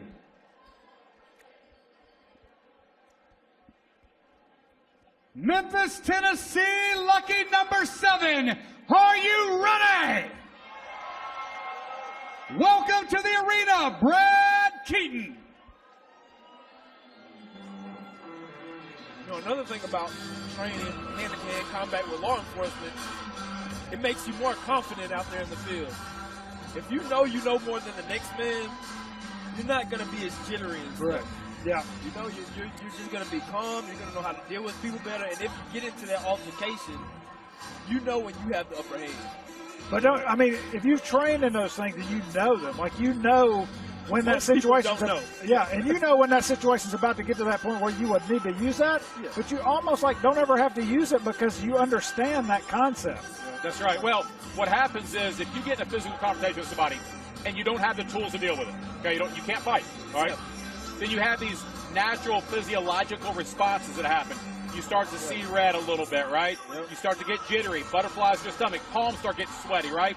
Your body is naturally preparing for some sort of confrontation and combat, right? But when you train and you know you can do whatever you need to do, you're calm. Correct. Memphis, Tennessee, welcome to the arena, Mr. Parker Rye. All right. Parker Rye. Let's talk about Brad Keeton's opponent here tonight. Parker Rye, fighting out of SOG MMA here in Memphis, Tennessee. I'm going to tell you one thing about Parker. He can eat a heavyweight snow cone faster than anyone I know. Does he hold the record? Is he the current record holder? He gets these huge snow cones from KO Cone, of course. Yep. And I swear he ate this like 2-foot tall snow cone in like 30 seconds. I lie to you not. Shameless plug. Shameless plug. Absolutely shameless. I gotta come up with a fighter here that eats waffle fries here in a minute. I gotta think about this. I don't know. But yeah, he is. Well, Parker Rye, not only is he a snow cone eating champion, but he's also from a team called Soldiers of God. Yeah. He's fighting for the Lord. He's been training 2 years. Former college football player, played at Rhodes College here in Memphis. Okay. Yep. Definitely a striker. We know that from the last time we saw him fight. Yeah. And, you know, the only thing he had to say that was kind of weird for him is he did have a change of opponent. Ladies and gentlemen, here we are, lucky number 7. Amateur contest, get over 3-minute rounds in the heavyweight division. Introducing first, fighting out of the blue corner, a Brazilian Jiu-Jitsu specialist making his Attitude MMA debut. Standing a towering 6 feet 4 inches tall, weighing 226 pounds, all the way from Dyersburg, Tennessee, representing Dogwood BJJ. Raise the roof for Brad Keeton.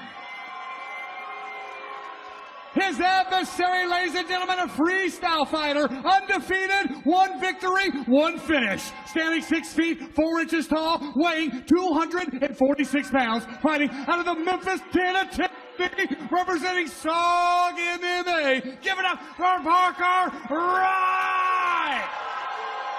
Third man in charge of the action, the cage man, Jason Aldridge, Memphis, Tennessee. Let's get it on. Big props to Keeton here for getting in with no striking experience. Yeah, and guys, on the tail of the tape there, you know, Rye looks like he's got a 20-pound weight advantage here, but looking at these two guys, I mean, they look both pretty about the same size, you know. He's some big boys, 6'4". Hands up. Oh. Chin down, Keeton, chin down. Hey, he is really going after him.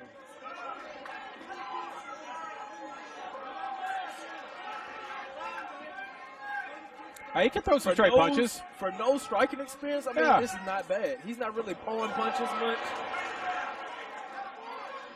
Looks like it's a little cut above the right eye. Yeah. Yeah, quick. Whoa! That was a good stoppage. That was a good stoppage. Jason Aldridge with the takedown stoppage. The cage man. That's a football tackle. Yeah. The cage man takedown. That's pretty good. Yeah, so another quick fight there. Good fight. Wow. Good fight. I think we saw that striking prowess from Mr. Rye come through there. You were talking about that little, you thought that Keeton had a little cut over his eye before the stoppage? Yep. We're going to get a replay coming up here, guys. Looks like he grazed him, and see, it's already cut there. Oh, nice leg kick. Yeah, Right there, yeah. 1-2 right there. I mean, that hurt him. You're turning your head when someone's punching at you, that's the good stoppage from Jason. I mean, Yeah, you can't turn your head when someone's punching. And looked like Parker was trying to get the reversal on Cage Man Aldridge there. Did you see that? Yeah, I think he was under the cage. Memphis, man, Tennessee though. at the 36-second mark of round and number 1. Referee Jason Aldridge stops this bout due to strikes. Winner by TKO, Mr. Parker Rye.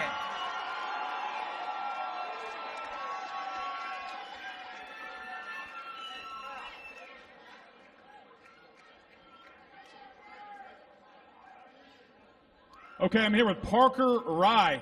Parker Rye, you've got quite the fan base here, my friend. Yeah, I appreciate everybody coming out. Hey, listen. All glory to God, man. I love doing this. And if y'all enjoy watching me half as much as I enjoy being here, we're going to have a good time. Now, Parker, I know we spoke earlier, and you said that your only concern coming into this fight is your opponent changed a week out. You didn't look too concerned, my friend. No, we do, baby. Hey, put everybody on notice. If you want to fight heavyweight, be ready to fight a heavyweight. Heavyweights, you are now on notice. Any thanks or anything, shout-outs you want to give?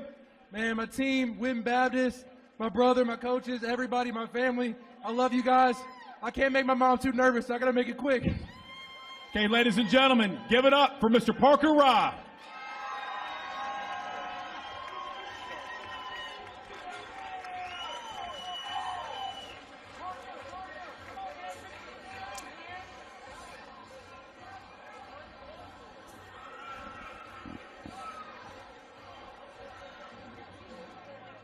A great win there by Parker Rye. We're going to go to a quick commercial break, and then we'll be right back with you for bout number 8.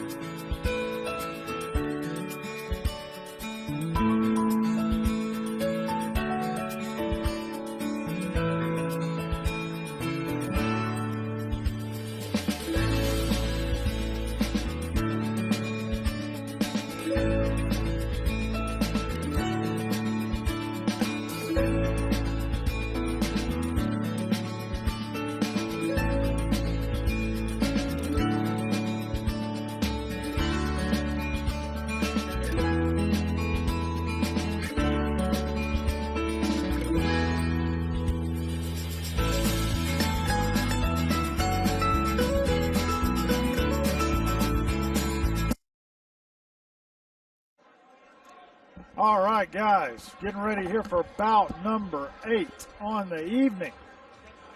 Attitude MMA 26, brought to you here on Spectation Sports. And now we're going to be talking about the fighters here. So our first fighter is going to be, it's going to be a 135-pound division fight. And So we have the names swapped up here. Okay. Jordan Taylor should be on the left side of your screen. Luis should be on the right. Okay. So first fighter coming out of the blue corner is going to be Luis Djino, fighting out of Memphis Judo and Jiu-Jitsu here in Memphis, Tennessee. Yeah, it's Louis Djino. Djino. Yeah, we got a silent D there, guys. Okay. Yeah. Been training 2 years. He wanted to make sure I let everybody know he has a Cameroonian background. His whole family's from Cameroon. And his dream is to one day fight in the UFC when the UFC starts holding events in Africa. That's his dream. Awesome. Nice. Ladies and gentlemen, Attitude MMA would like to thank the Wing Guru and Billy Richmond. With locations across Memphis and a few select locations in Dallas and Houston, the Wing Guru is everywhere you want to be. Check him out online, thewingguru.com, for the absolute best wings in town.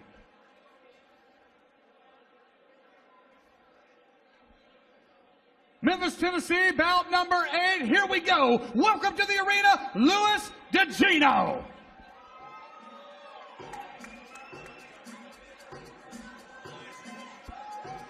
Luis Djino.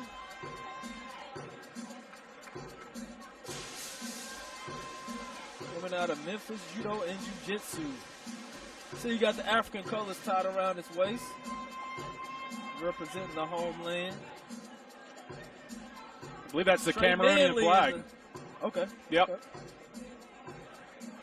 Trey Manley in his corner. Yeah, Rambo as and well. The champ, Rambo. Strong team, strong team.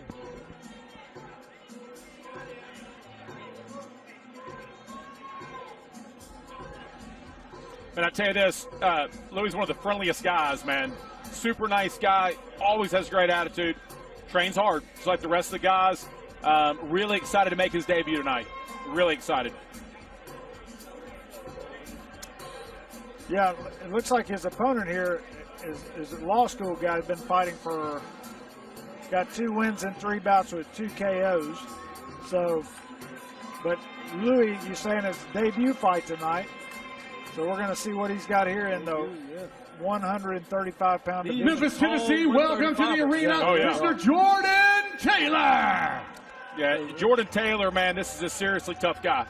He started boxing at like 12 years old, wrestling at 13 years old. Yes. So very tough opponent to make your debut against. Right. Yeah, he picks his punches very well. He's fighting out of a law school MMA with Brian Hall here in Memphis, Tennessee. Jordan the Sniper Taylor. That's a really good nickname. Sniper, yeah. Yeah, I like that one. Yeah, he's coming with the straight punches. He is coming with the straight punches. He knows how to use his range pretty good. He's nice and rangy, nice and rangy. Both of these guys are so tall for 135. Yep. I mean, these are nice fit-looking guys, too.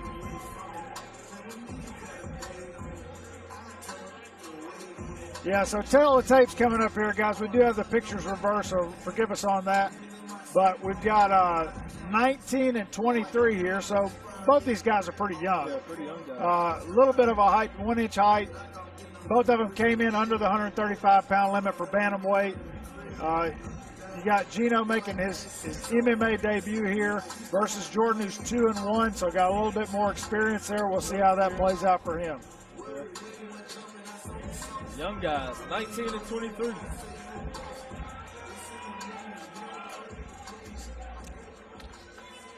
I like the shorts, the sniper shorts. Memphis, Tennessee, our bout number 8 this evening is an amateur contest scheduled for 3 3-minute rounds in the 135-pound division. Introducing first fighting out of the blue corner, a freestyle fighter making his Attitude MMA debut. Standing 6 feet even, weighing 133.9 pounds, fighting out of Memphis, Tennessee, and Memphis Judo and Jiu-Jitsu. Give it up for Louis DeJino. His adversary, ladies and gentlemen, standing across in the red corner. Entering tonight's matchup with 2 victories and 3 bouts, 2 wins by knockout. Standing 5 feet, 11.5 inches tall, weighing 134.8 pounds. Fighting out of the Memphis 10 of Tennessee, representing Law School MMA. Give it up for Jordan the Sniper Taylor. Third man in charge of the action, Mr. Rocky Demir. Memphis, Tennessee, let's get it on! Here we go, here we go. Both guys pretty calm. Real calm. Actually, the sniper is like scary calm. He really I don't is, think he's made an expression. They both look like it's another day in the office.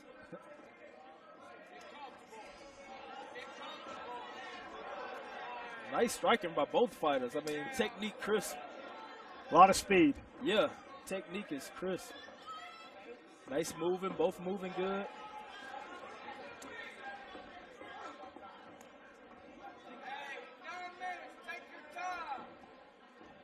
Yeah, that's throwing.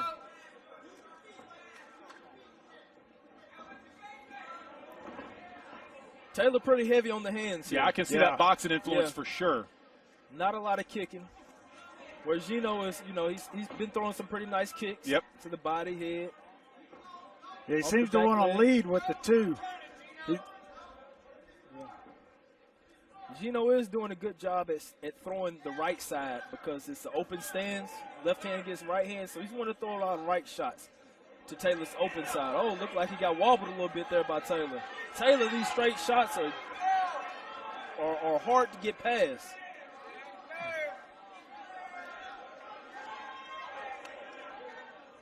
Nice hooks through. Taylor's doing something where if he's on the outside, he's throwing straight. As soon as Djino comes in, he blasts him with that quick, short right hook. And the boxer with the high kick, too, huh? Yeah. mixing it up a little bit.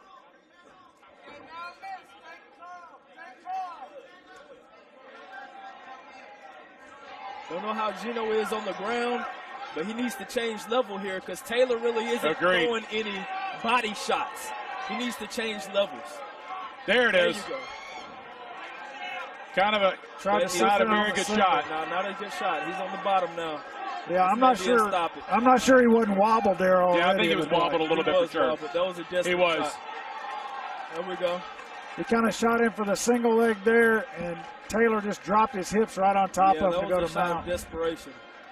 But you're going against. I mean, this is You're going against a sniper. Yeah. Yeah, I mean, he's a tough guy. I mean, we're talking about a guy who's called the sniper. There's a reason, right? I mean, those were pinpoint strikes on the feet. Yeah, debut, that may have been a little much. You know, Taylor's no joke. And Taylor's just getting warmed up over there in the corner. He's still ready to rock and roll here. Yes, that's it. And law school conditioning. So we got the replay coming up right here. Yeah, this is after he landed in mount, just raining ground and pound. Yeah, I mean, the referee's got no choice here but to step in and stop this at that point. But you can't be discouraged with the performance like Ladies and gentlemen, at the 1 minute 57 mark of round at number 1, referee Rocky DeMere steps in and stops the bout due to strikes. Winner by TKO, Jordan the Sniper Taylor. Yeah, I mean, I think you saw the ground game there if he could have maybe got to that quicker, you know, Yeah. but on the feet. Jordan Taylor, the sniper. Those are some sniping shots right there. I know you've got a boxing background, and I could tell. And how long ago did you make the transition to MMA from boxing? It's been about 2 years dedicated. I've been doing it on and off. Okay, well, this is a very impressive win tonight. I mean, did you feel like you wobbled him there a little bit in the first round, and he had to kind of take a shot? Okay, well, you got a great finish tonight. You want to give shout-outs to anybody, your team, family, friends?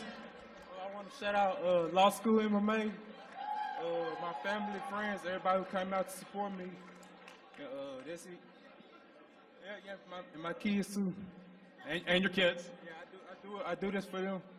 Awesome. When are we going to see you in the cage again? Soon. Okay.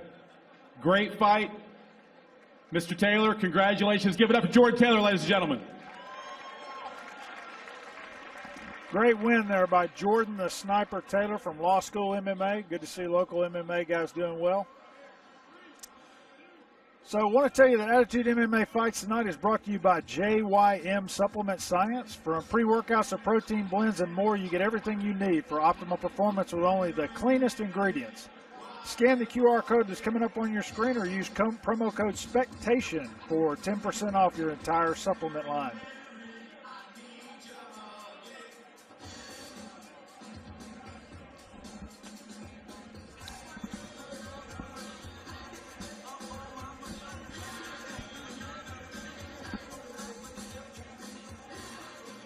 Hope y'all enjoyed that nice TKO finish by Mr. Jordan Taylor.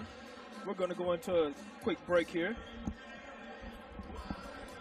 Ladies and gentlemen, at this time, I'd like to welcome to the cage Mr. Chad Chilcutt.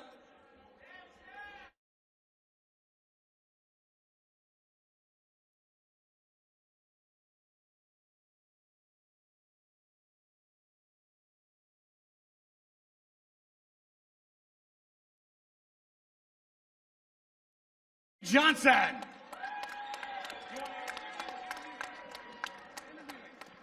How's everybody doing tonight?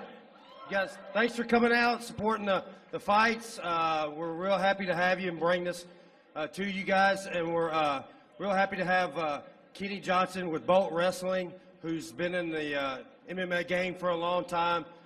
This is the second time to Memphis. This is actually my third time, but first time in over a decade. The last time I was here when UFC, when BJ Penn beat Diego Sanchez. Did you guys hear that? Does anybody remember that? Okay. You were in BJ's corner. I was in BJ's corner. So how did you get the resume of 27 UFC champions? I mean, this could be a long discussion, but we could sum it up real quick. Well, there's always luck involved, but you know, I originally started wrestling, so shout out to the young wrestlers that were in the cage tonight. Make sure to put tips in that jar for those little kids, because that's where it all starts. I trained for 7 Olympics, so when I started MMA in the 90s with Randy Couture, Dan Henderson, Linc, Couture, Kerr, we were all wrestlers, and then just grew from there and just started helping other fighters like that never were exposed to wrestling, like Anderson Silva, Lyoto Machida, BJ Penn, and just kept on going. Wow. So who you just got back from Germany? Yes, I was in Germany doing seminars, and I came back and I had Alex Volkov that just won first round UFC last week. So big Russian. And then in a few weeks, I have Connery Gracie fighting in Bellator, who's Hoist Gracie's son. And then I have another girl, Pierre Rodriguez, in the UFC. Awesome. So Kenny's in town. He's teaching, and we're real glad to have you here teaching. We were at Graceland today, home of Elvis, guys. Anybody ever been out to Graceland? Okay. Hey, you got your shades. Come on. Hold on. Hold on. You got to do it, Kenny. I got my shades. Here we go. You know I'm local. Do it, Kenny. Yeah!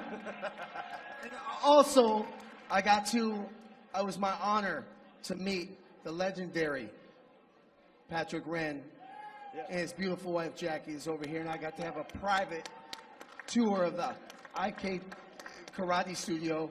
The ITK Karate Studio is amazing, the Tennessee Karate Institute, and hear the stories and the history from someone that created history, Mr. Wren, legendary. Will you stand up, Mr. Wren?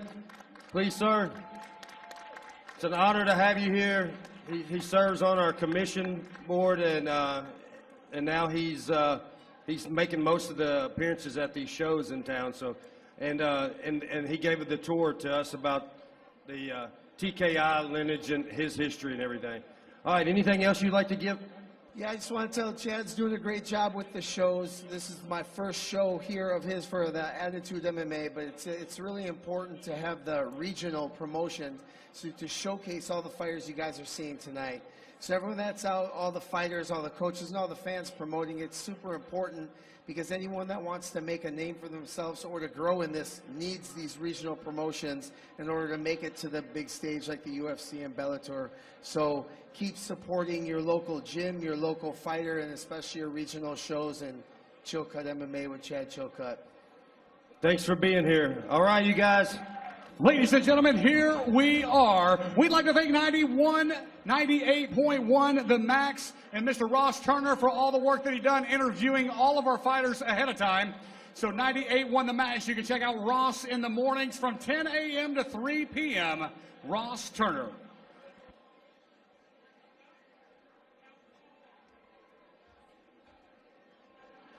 Ladies and gentlemen, welcome to the arena, Quez Stamps.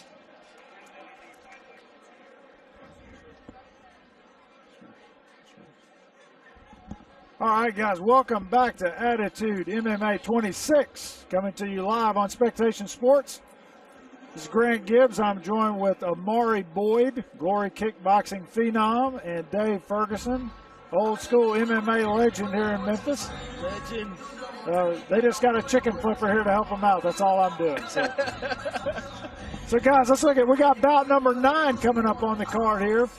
Our first fighter coming out of the blue corner is going to be Quez the Collector Stamps. It's going to be another guy fighting out of Shackelford's MMA here in Olive Branch. Looks like he's fighting out of South Haven maybe, but we know the gym's in Olive Branch. So it's going to be a welterweight fight here. And looks like both guys did come in and make weight just under that 170-pound weight class. Dave, what can you tell us about the Collector? Yeah, the stamp collector? That's what it sounds like. That's so good. That's almost as good as nickname. That's so 80s is what that is. It tells you how old we are. That's exactly right. So he didn't really have a lot to say. He said, hey, I've been training a year and a half. I'm ready to redeem my one fight. That's all I got to say. He's focused, man. He's focused on this fight.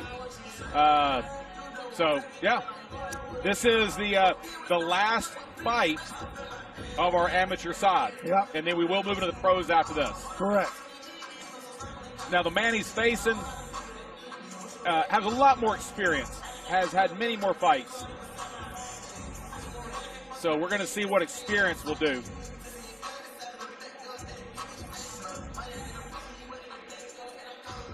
He looks calm and ready to go here, the collector does this evening. Memphis, Tennessee, welcome to the arena, Ronnie Roberson. And by the way, you're going to see Ronnie Roberson. The dude is looks like he's just cut out of granite. He's a physical specimen. Yeah, Ronnie the Silencer Robinson, fighting out of Memphis, Tennessee, the Brawler's Den, and always get better. So Ronnie, I know, has been around for a while. We've seen him fight on several cards all around the area. So let's take a look at the tail of the tape here, guys. So Ronnie coming in, like we said before, more experienced guy, a little bit older here, 31 versus 26 for Marquis Stamps. Height pretty similar, got 1 inch advantage here, 6'2 versus 6'1 for Mr. Stamps. Both guys came in under the 170-pound weight limit, so both actually made championship weight. Marquis Stamps has an 0-1 record, which we talked about before. He's just looking to redeem that last loss. And Ronnie Roberson coming in with a 2-5 record. So not a great record, but a lot of experience there. A lot of experience, and no matter what your record, experience makes a huge difference. That's something that you cannot take for granted at all. Yeah, Ronnie's coming out. Well, because what experience does, just explain, what experience does is it gives you like that routine. You're a lot calmer. You know what to expect. The greener you are, the more you let the outside forces, nerves, things like that start to affect you. So, you know, experience means a lot, guys.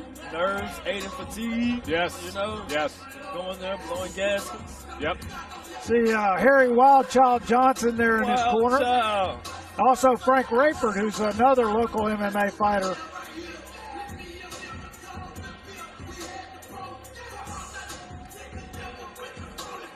Ronnie enters the cage.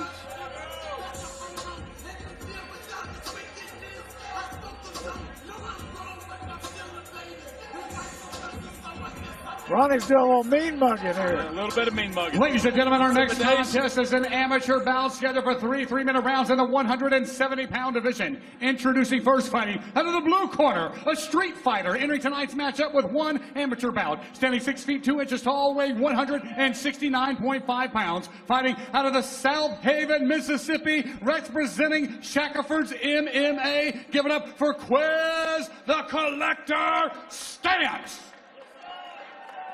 His adversary, ladies and gentlemen, standing across in the red corner, a freestyle fighter, 2 victories in 6 amateur bouts, standing 6 feet 1 inches tall, weighing 169.9 pounds, fighting out of the Memphis, Tennessee, and representing the Brawler's Den in AGB Fitness, where we always get better, baby. Ronnie the Silencer Robinson.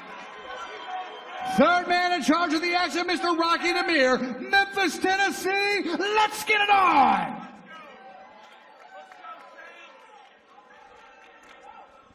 Here we go, guys. Bout number 9. You know, this is going to be a good fight. Why? Because they are welterweights. Let's go. Right with a side kick.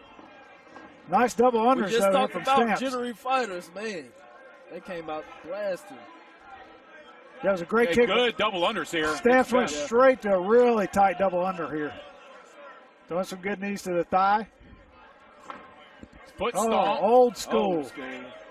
Hey, 1997. Name old school. Hey, 1997. I want my technique back. Hey, Ronnie did a good job here trying to dig the underhook back out, but Marquis able to reverse him back against the cage, so we got a little bit of jockeying going on here.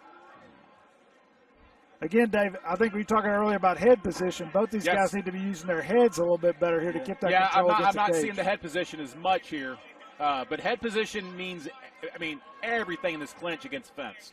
It really does. I mean, anytime you're against the fence, even if you're on the ground against the fence, your head position means everything. There we go, the collector. Yeah, he did Ronnie bring it gets back the in. head position, yeah. Ronnie switching under it. They're going to try to turn him. For a little while there, it was looking like backyard wrestling. There we go. Oh, nice. Another leg kick. Caught it. Oh, watch out for those up kicks. kicks. You have to watch out for those up kicks, that's for sure. He went right into a triangle, though. Yeah, I don't think we're in a triangle here. I think he just got his head. Okay. Yeah. No arm. Yeah, but he's tight like a vice, man. Yeah, listen, he might I'm have not stunned sure. him. Yeah, that's what I was about to say. When he fell into that, I'm not sure he didn't get stunned. Yeah, I think he got early on caught the up From the up kicks. Yeah, I think the up kick, yeah. I don't think he really knows what's going on. No, he yet. doesn't. I think this is it. It's gonna be hard to survive. I think that up kick, he's cut too. He's got a bad cut.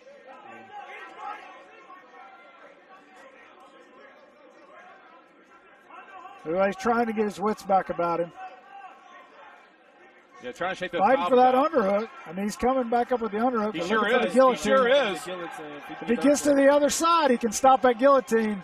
Good job by Ronnie, reverse the position back over. Yeah, and Ronnie's strong too. Yeah. He's strong on that head.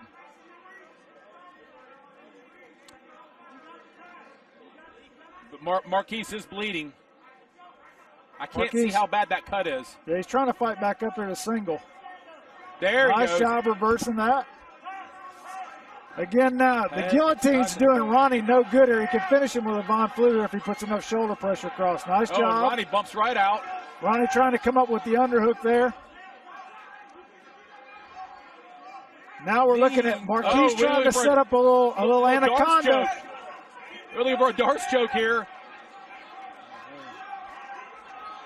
Mean cut above the left eye of the collector. Yeah.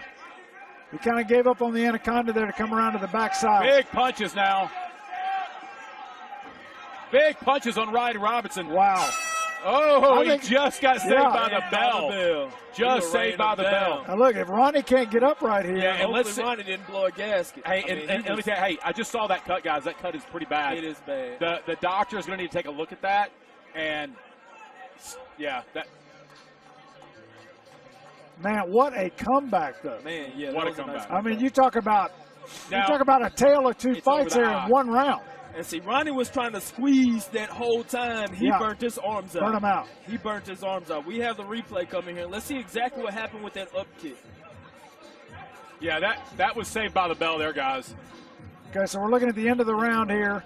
This big-time ground and pound. He's trying to find a way in. Ronnie's doing a good job of turtling there, but then when he comes over, he's going to open himself up right there. I mean, big shot to the temple. Yeah. And Ronnie's trying to cover up there. They're calling the fight. Not sure if it's a cut. Yeah, it looks like it's a cut, guys. So we got a doctor's stoppage here. Doctor stoppage, yeah. That cut's pretty nasty, guys. It's right over the eye. Yeah. Yeah. And we're talking about an amateur bout here, too, so they're not going to let something like that go. Well, that's unfortunate.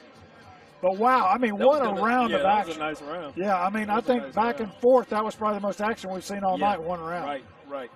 Very impressive fight. I mean, they're welterweights. What do you expect? I mean, look, I know that from your experience. But look, I thought he was out. I mean, I thought Stamps was out, and then he comes back. I mean, then Ronnie was almost out. Ladies and gentlemen, at the end of round one, we have a stoppage due to a doctor stoppage. Winner by TKO, the red corner, Ronnie, the Silencer Robinson. Nothing for the collector to be ashamed about. Yeah. That was a good performance. Yeah, I think both guys there. Great performance on both parts. We're going to All right, Ronnie, the Silencer Robinson. What a great fight. That was an exciting fight. That really was. So you looked like you had some pretty heavy hands there. What have you been working on lately, getting ready for this fight? I've been working on straight boxing, man. A lot of road work. Just get my cardio up. I already got heavy hands as it is, so just a lot of road work. A lot of road work. Well, it's great to see you back in the Attitude Cage again. You're back on the winning side. You have any thanks to give anybody? Hey, shout out to Harry Johnson. I always get HEB, always get better fitness. The Brawlers Den. Hey, my former team, Memphis Judo Jiu-Jitsu. My boy Jared Travis. Hey, I love y'all, man. Y'all see a family. Appreciate it. Okay, Ron. Go ahead. Shout out to my mom over there, my beautiful my mother, Rhonda Shaw. Love you, Mama. Can't forget Mom. Ronnie, the Solace of Roberson, congratulations. Give it up for Ronnie Roberson, guys.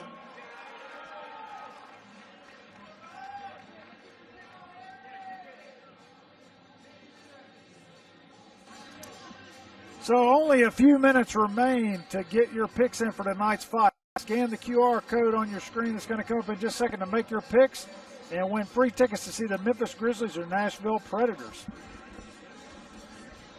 All right, guys. Unbelievable round there. I think I can't say that enough.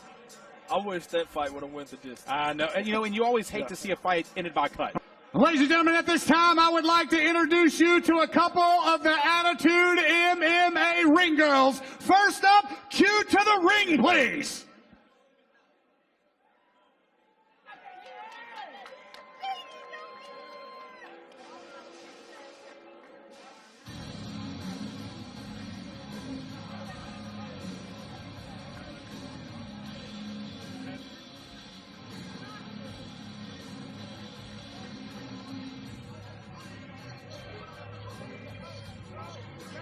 Ladies and gentlemen, next up, we've got Miss Molly.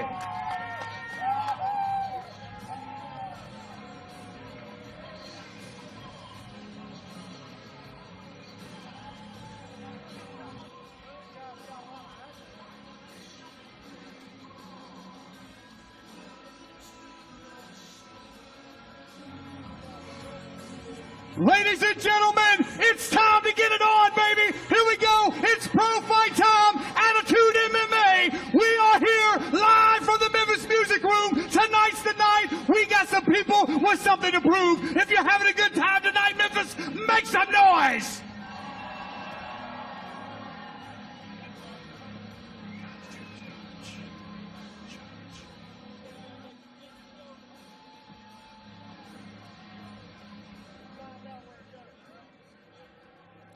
Ladies and gentlemen, as we start our pro contest tonight, we'd like to thank all of our sponsors that help make this happen. A-Team Roofing, the Wing Guru, United States Air Force Recruiters, and the Special Warfare Team, Quality Tire, Integrated Communications, Chill Cuts MMA, the Memphis Music Room, Spectation Sports. I'd like to thank the ladies for being here, ladies and gentlemen. Woo! Memphis, Tennessee, here we go. Our first pro contest this evening. Welcome to the arena, DeJon Francis. All right, so we're back with you here live. Attitude MMA 26, brought to you live on Spectation Sports. And we've got bout number 10 coming up, which is our first pro fight of the night. It's going to be a 205-pound light heavyweight fight. And coming out here at the blue corner right now is DeJon Fairplay Farrell Francis. That's a pretty full name to come out with right there, right? Fairplay Farrell Francis. He's fighting out of New Egypt, New Jersey. And his gym is a Ramirez Boys Fight House. He's coached by Rogers Ramirez. A lot of accolades listed here on the fight sheet we got, guys. From kickboxing, state champion. SKA champ. Yeah, Florida middleweight MMA champ. Wrestler in high school, Golden Gloves boxer as well. Okay. Up in New Jersey, Golden Gloves. He, speaking to him earlier, you know, one of the questions I asked said, hey man, you're coming all the way from New Jersey on 1 week's notice to take this fight. Why is that? He just said, I like to fight. Hey, I was offered a fight. I like to fight. Yep. So, and he likes to travel apparently. So. Thank you, DeJon, for coming down to good old Memphis, Tennessee to support. Absolutely. Yeah. Hopefully puts on a good show. Got a feeling this kid is going to put on a good show. Yeah, really athletic-looking fighter coming into the cage here. I mean, for a 205-pound guy, he's filled out really well. Yep. Well, I got to tell you, he's got to be on his A game against Keith Dowell. Yeah, very true, very true.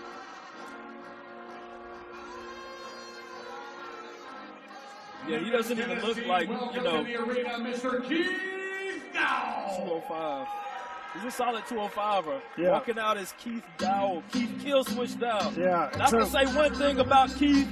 Keith is the highest IQ fighter that I personally know, one of the highest. I mean, Keith is always at the gym. He's always learning. He's always willing to learn, and his fight IQ is outstanding.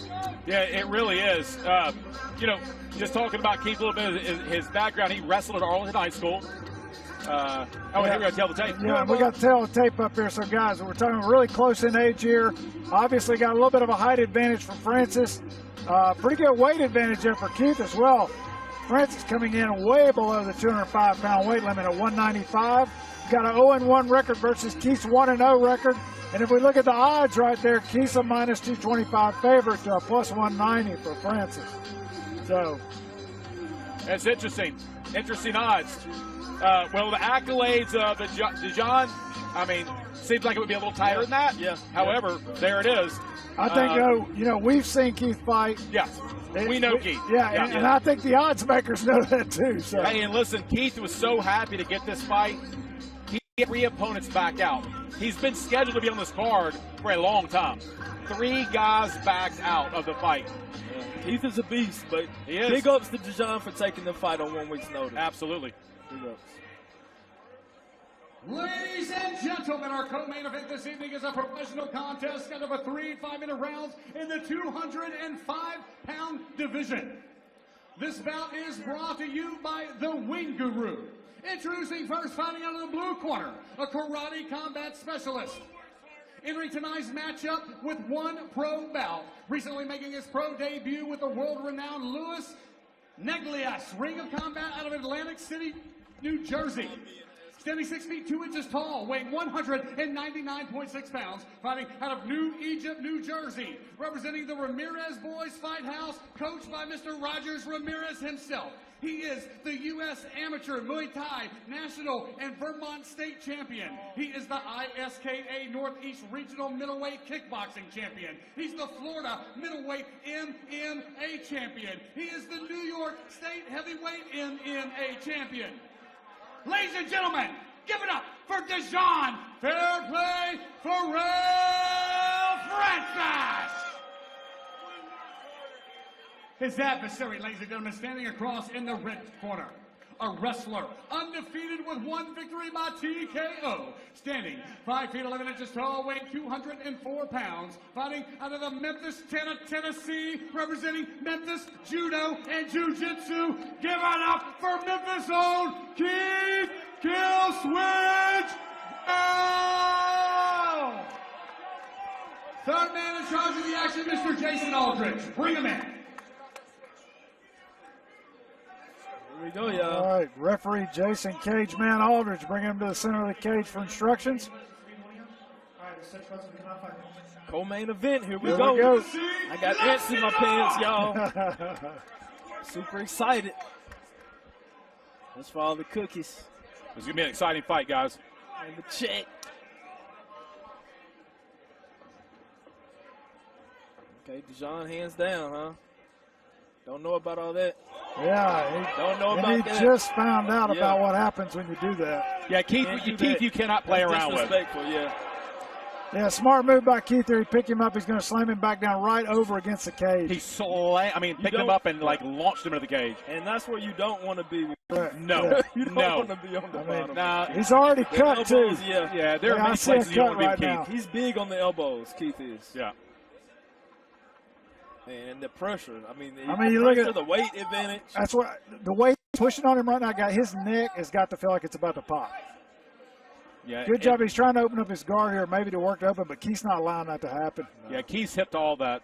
Any kind of guard open hip movement, Keith follows it right away. I think he just lost all advantage as soon as he hit the ground. Yeah. Big elbows. Oh. He slipped the arm back out. Yeah. It's good quick hits, but Keith smelled it. He's hip hook to it. Keith, fight IQ on the ground especially. So it looks like that cut for DeJon is on his left eye. Looks like maybe right underneath his left eye.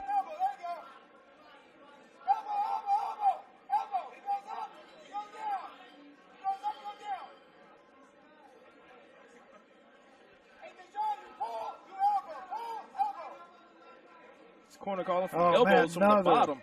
DeJon thought, that's a big elbow. Man. Yeah, I'd be calling for get up. Yeah. Off your back. Cage walk. Yep. Yeah, not a position to be in this kind of fight. Yeah, not 1 minute into the round. He needs to be using his feet to kind of push off and then try to cage walk up, try to get out of this situation as fast as he can. These are pros. These are longer rounds. If he can't solve this riddle, man, he's down there for another 3 minutes. Hey, let me tell you something. Keith Dowell is a riddle, my friend. He's hard to get up from. Adjustment too. Yes. He's going to adjust to you. Yep. Yeah, he tried to push off the hips there, and you see Keith just sink right back down onto him.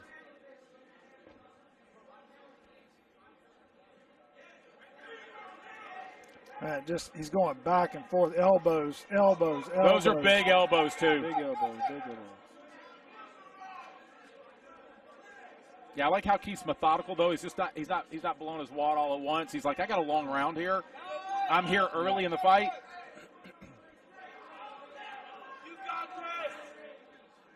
Keith used to do this thing when he was like amateur, like he would ground and pound and start yelling and stuff. Oh yeah. I loved it. He still does. He That does? hasn't changed. Okay. That's a big intimidation factor. Man, yeah.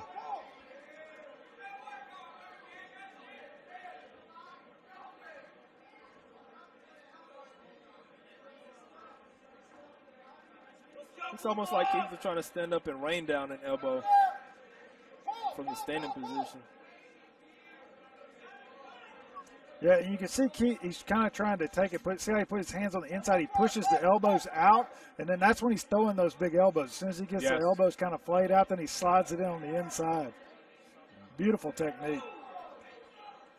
That was a nice short hook there.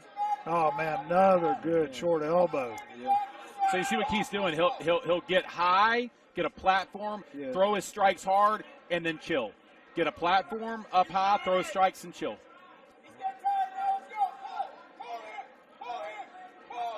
I think Keith just feels very comfortable. Yeah. I like to see a little bit more urgency though, since he's yeah. Well, he's looking to pass. It's 1 minute to round, but I just had a feeling that he could. Yeah, he likes his Kimura. He likes his Kimura from half guard. This is his bread and butter, guys. This is his bread and butter. Looks like he's going to switch it over now, maybe try to come around the head. This is what he loves here. No matter what position, he's hunting for that Kimura. Well, the cage is actually helping DeJon here a little bit. A little bit, yeah. Keith's going to have to try to get around this other side. What he can do is he can actually lift up. He can shove the wrist underneath him. Correct. Just like that. Just like that. Yeah. He's tapping. He's tapping. He's tapping. It's not. Was he tapping? No. Yeah, it wasn't even him, but I thought he did. I'm like you. I thought I saw him tap. Yeah, I thought I did too. All right, Keith knows. He's looking at the clock. He knows there's just 10 seconds left. Keith's going to make a big, like, spurt for this. Watch. Oh, he's switching off. He's letting it go. Letting it go. Pounding him a little bit.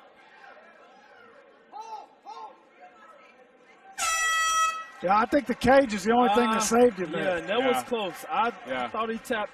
I'm like you. I don't know if he's not tapping. Why is he doing that? Because he's going to get. I don't the know. referee's going to interpret that. I don't know. Yeah. That was close. That was odd. That was odd. Yeah, because the submission wasn't like he still had it blocked with his leg. Yes. But you saw him. He's trying to rip it out, and he's reaching up, tapping with the left hand on the other side. It looked like it. So let me ask you guys: is that? Hold on, we're going to replay this here, guys. Yeah, maybe we'll get to see here too what was the initial strike that knocked him down.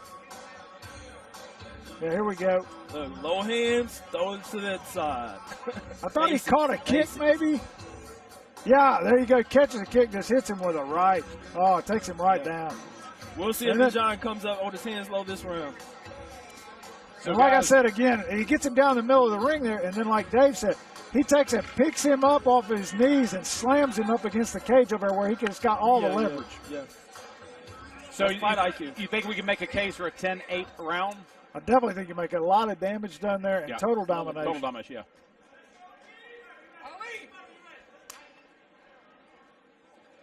This is a case against high fight IQ and low fight IQ. I mean, he's punching from the waist. This is not how a pro should perform. Yeah, he just likes to fight. That's what he told me. Yeah, he just likes to fight. Keith got in, got the hands wrapped up there, just an easy dump. Yeah. Yeah, I saw it going this way. Right back to where it started. If you know the guy's going to take you down, there's no reason that your hand should be that low. Exactly. And you're not defending yourself.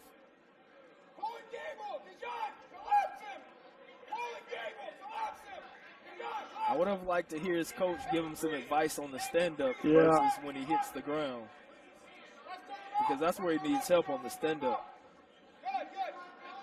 Well, you know, we saw that happen here at about the 4.5-minute mark here. So Keith's got, you know, another 4 minutes from right now to work from this position. Yeah. And DeJon is not really giving him anything to even make him think that he's threatening to escape this or cage walk or threaten a submission or, you know.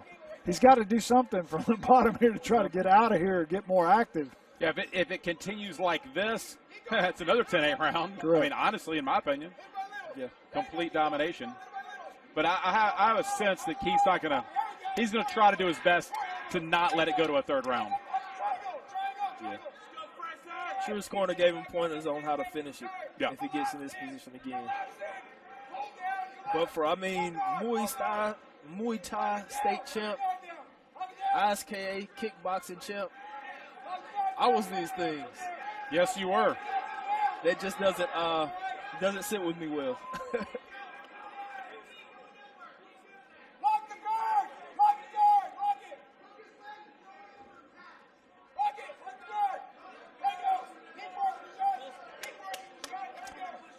So you see DeJon there just trying to, it looks like at this point he's just trying to control the posture. Again, Keith's trying to kind of flay those elbows out so that he can rein in with more of those elbows. And Keith's actually looking to pass again now. Get the half guard here. Right, the half guard. And he'll hunt for that Kimura again. Like I said, it's his bread and butter. He likes it. That arm, look, he's isolated. Look like he's trying to isolate that arm right now. Yep. Well, coach is telling him bring your left arm in. His coach is calling for an elbow. There's no space for an elbow there. There's no space. Yeah, he needs to be looking for the underhook. Yeah, there he goes now again. He's trapping the arm. Position. Yeah. Yeah, he's trying to isolate that arm. Definitely. This is something Keith trains all day, every day, hits all the time. He's very comfortable in this position. Now he's inside position. Which if he can get around the top there, good slip out. Yeah, well, right he's back to cover same his guard. position.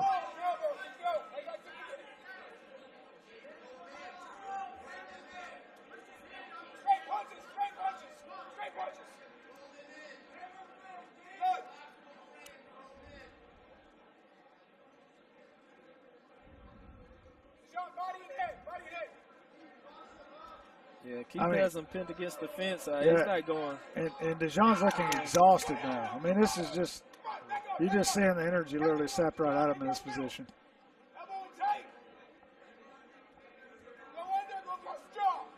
And Dowell's doing a good job of staying busy, too. I mean, he's constantly working inside out. Busy. Not as many damaging strikes this round as the first round, but he is staying busy. That was a pretty good round. That right elbow was pretty bad. Right on cue, huh? All right, he's got under a minute left here.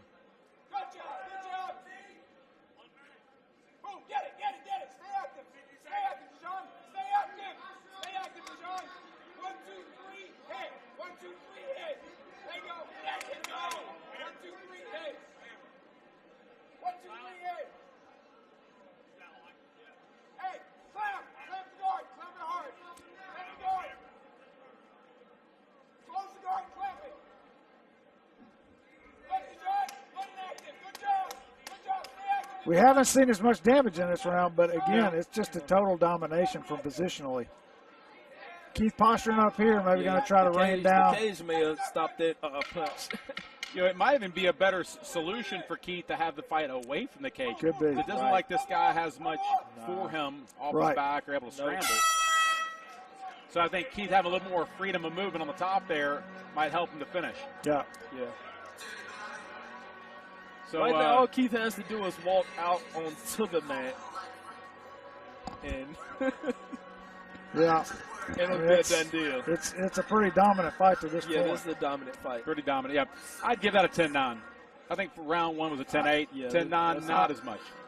I would agree with that. Yeah, I'd agree with that assessment, Dave. I think he didn't do a lot of damage in that round. Kate stayed busy, super busy. Yeah. But now, DeJon, he's lacking in the technical department. The only way he's going to have a chance is to catch Keeton with something wild. Like a flurry. Yeah, he goes in and he's throwing wild. That's the only way he's going to catch. He kind of flurried the first of the round. Yep. You know? He did. It was didn't really catch him with anything, but, you know. The question is, though, after 2 rounds of domination like that, what's he got left in the tank to throw a flurry? Yeah. Hey, man, I think you go out there and you flurry. Yeah, you throw whatever you choice. can. Yeah, you have no choice. Yeah. You don't want to end up a 3rd round like that. No, not at all. Not at all. I call for the flying dragon kick off the rip. You call for that at the beginning of the night, man. Who's going to throw it? Keith missed there. He doesn't want to be down there with Keith. He won't even go after him down there. Keith's got to be careful counting that middle ground there. Oh, he dives that wasn't low even single. a sprawl. Nice high crotch single. Down again. And we're back. I'm having deja vu. Yeah, I think we all are. Yeah, it's like when Keith slipped, he didn't even want to approach Keith on the ground. Yeah. Well, now Keith, he's starting off this round in half guard rather than full guard.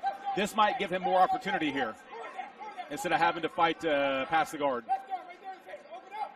Yeah, I would like to see Keith just pull him off the fence and just, I think that's a good strategy. I think he's been so dominant on the ground now. I think he should know he can open it up now. You know, this is just. I'm going to tell you something kind of crazy, guys. I know Keith, and he's an interesting guy.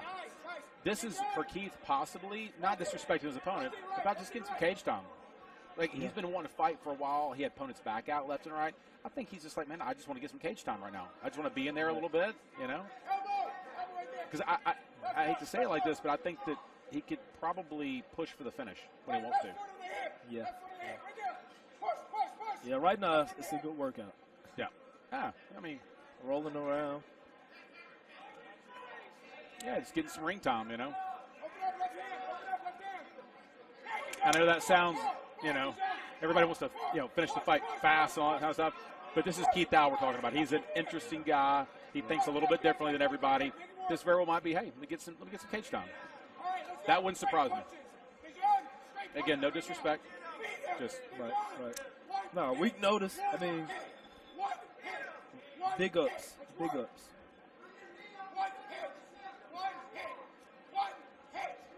But at the same time, a weak notice, if you're a professional athlete, you should be training all the time anyway. Sure. It's your profession. Yeah.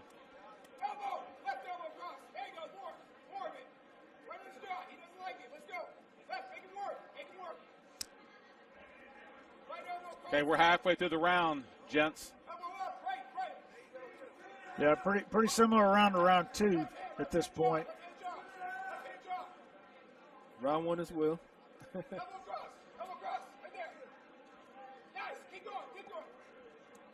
You may look for a big flurry when that 1 minute clap hits.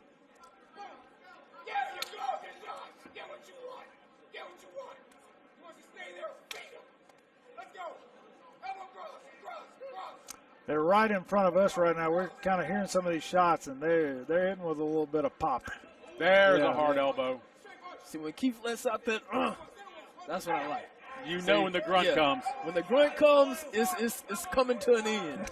You know it.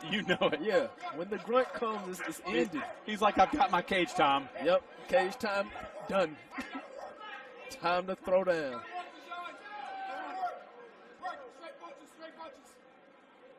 Minute and a half left.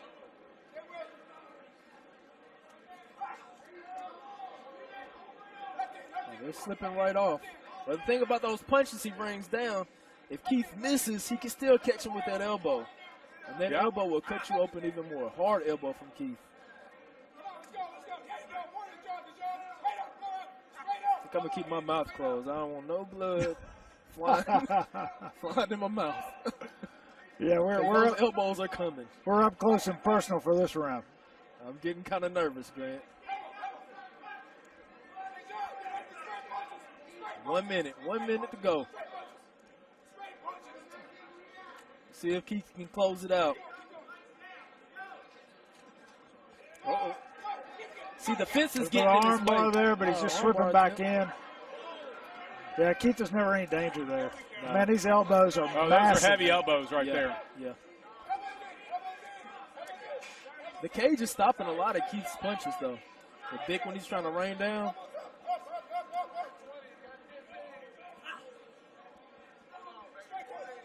I think you're right. 20 When the grunts seconds. come, that's when they're really heavy. Yeah, I'm scared of those grunts.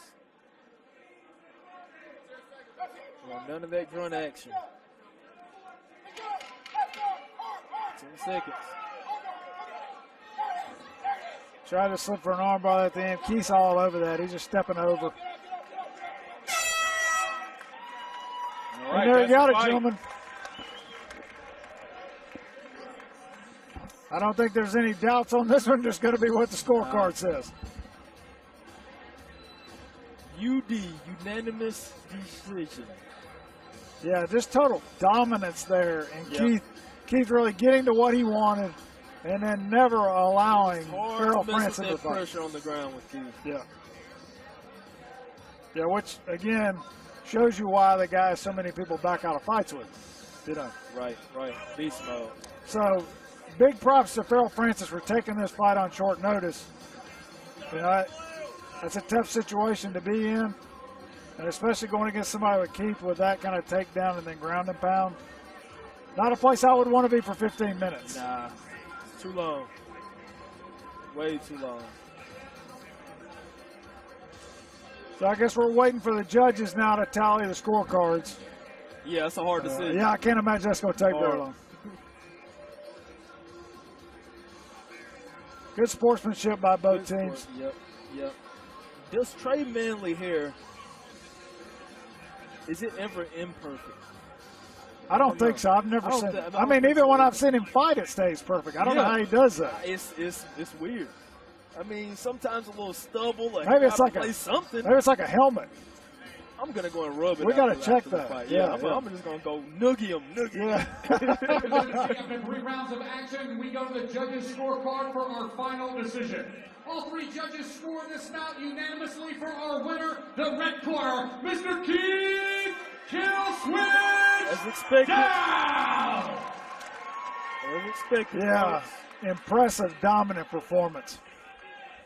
Keith Dowell, second pro victory, dominant performance. How did it feel to be back in the cage again? First of all, I want to give a thanks to God above. Without him, none of this would even be here.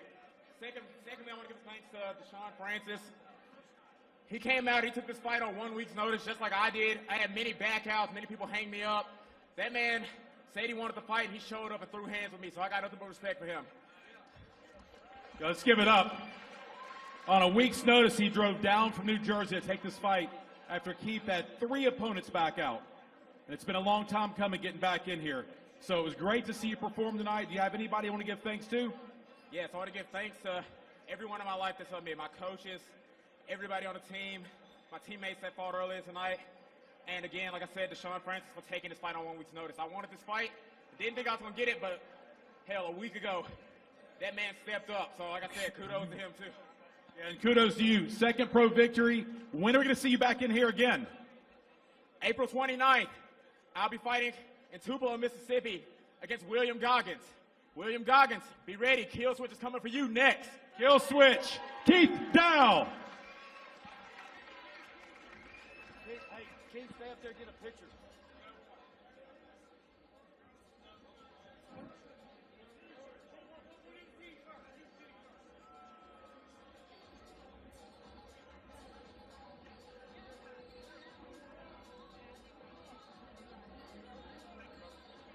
All right, great win there by Keith Dowell. We're going to take you to a quick commercial break. We'll be right back with you.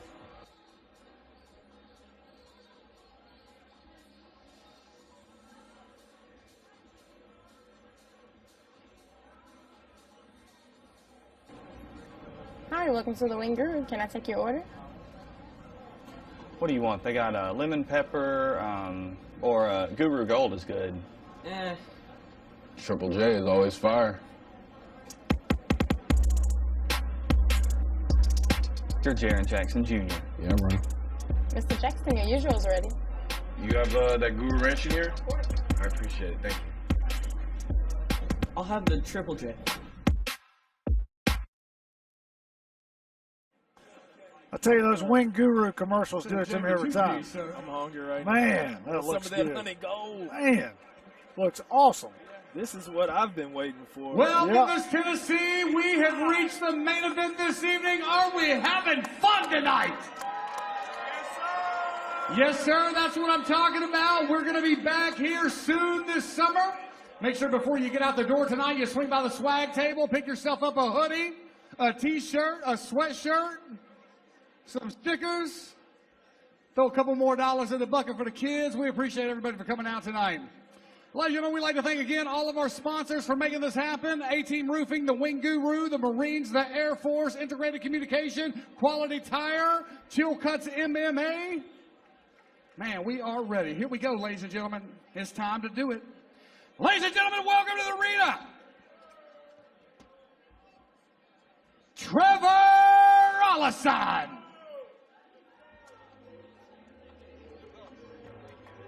Walking out, Trevor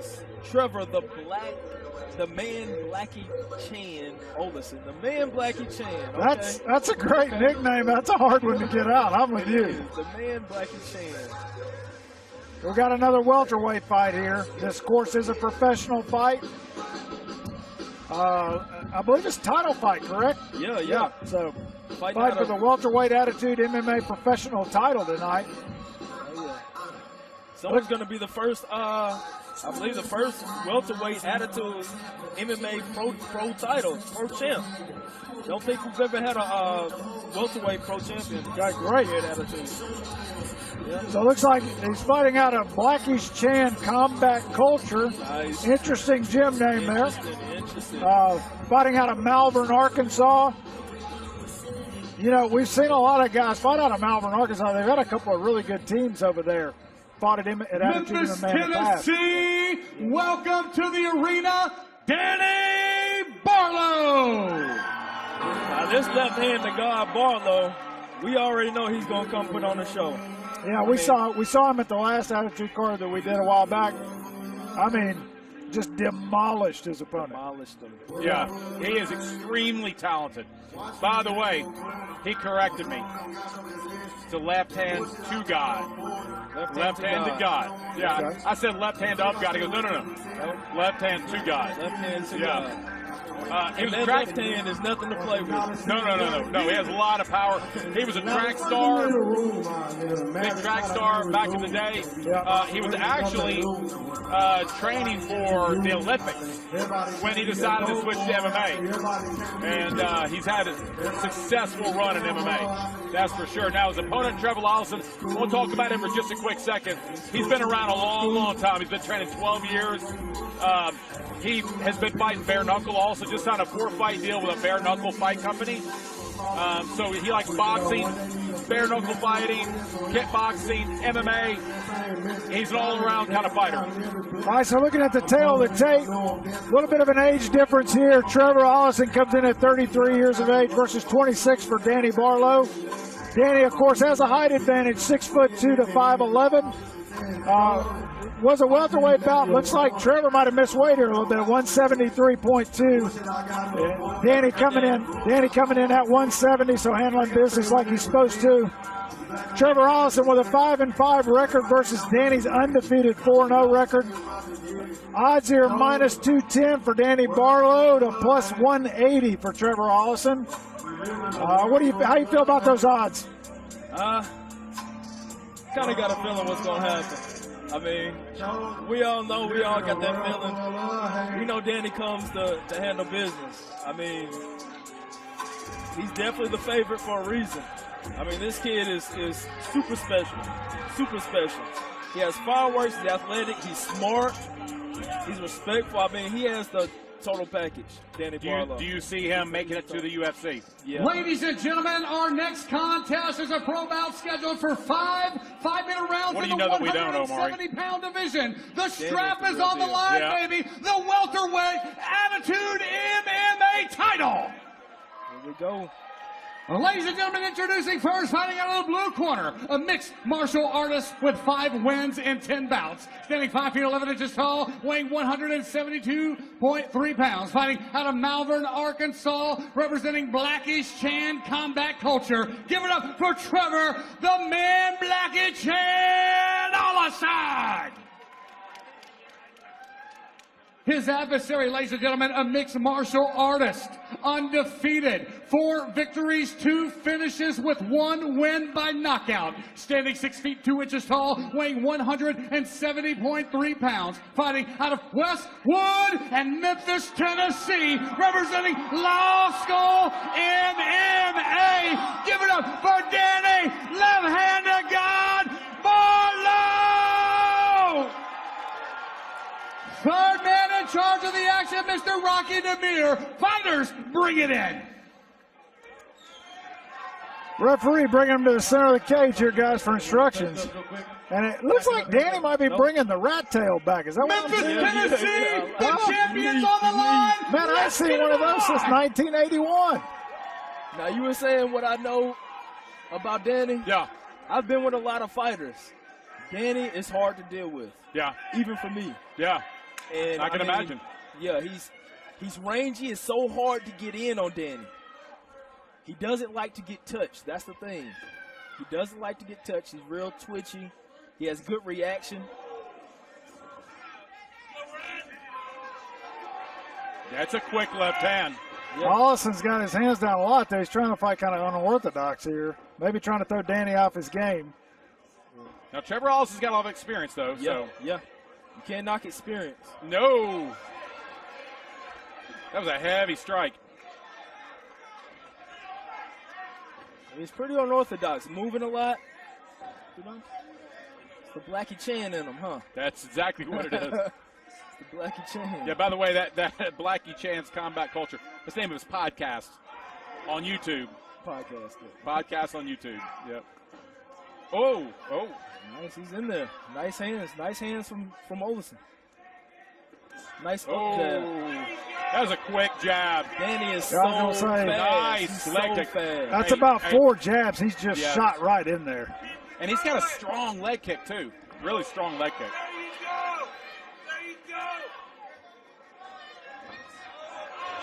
Nice feint. Nice high-low. That's one thing about Danny. He can fight going forward and backwards. Forward and backwards. Whoa. Lots of spinning attacks here. That was a 720. It was. He's lifting that leg, checking pretty good. You can tell Danny's very disciplined, though. Very disciplined.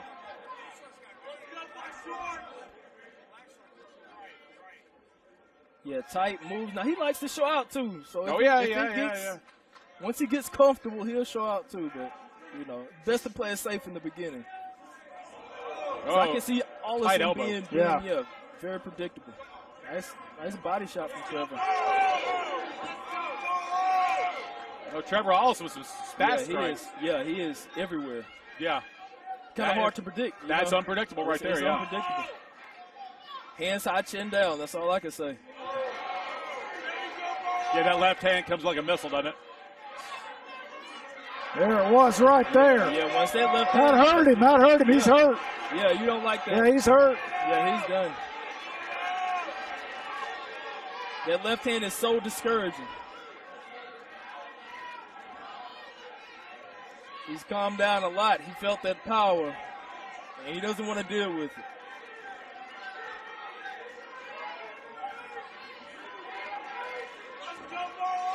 Both fighters are pretty relaxed, though. I mean, I know Trevor was doing some spinning stuff, but he's still, composed during the fight. Yeah.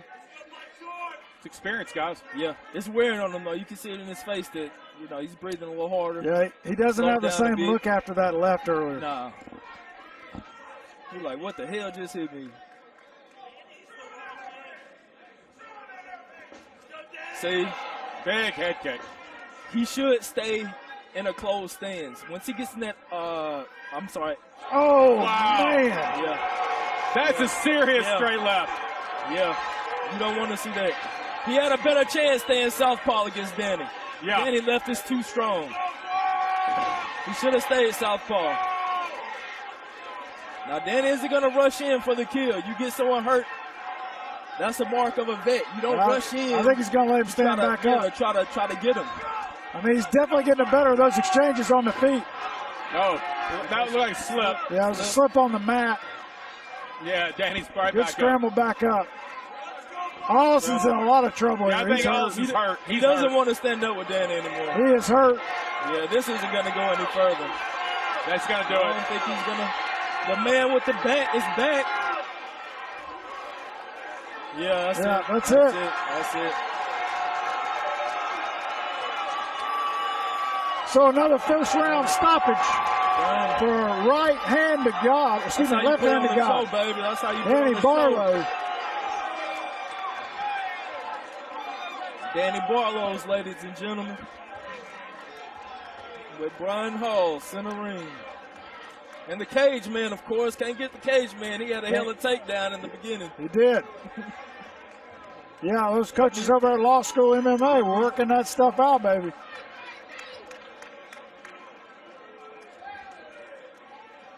was a good show. Yeah, I don't think you can ask for much more than that in a main event. I mean, a very exciting back and forth, but you saw, you know, that technique and that crispness that Danny's got. Yeah. It's just take over the fight. Title rightfully deserved. I mean, that's what you want to see out your champion. Yeah. Yeah. And look, I'm glad to see the rat tail coming back. I'm just going to be honest with you. I don't know. An old guy like me, man, we love to see that, brother. Oh, man. I never rocked the rat tail. I had one of those like in 3rd grade. Oh, yeah. Man. He's bringing it back. It's awesome. Danny is awesome. He is awesome. Let's send it up to our ring announcer, Jamie Grant. Ladies and gentlemen, at the 4-minute, 13-second mark of round number 2, referee Rocky Demir steps in and stops this bout due to strikes, with winner by TKO and new Attitude MMA welterweight champion, Danny, the left hand of God, Barlow! Law School MMA is in the house.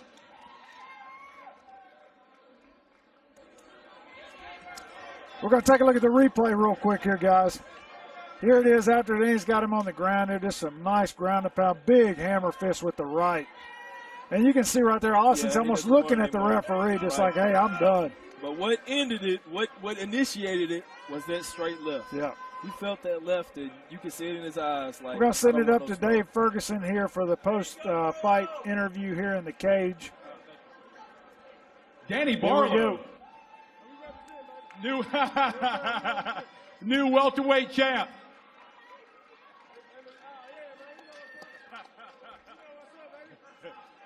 New welterweight champ here, guys. Undefeated, 5-0. How does it feel? Man, this is how I feel. I see a lot of people walking up. Man, how much time I got? Man, you already know what's up.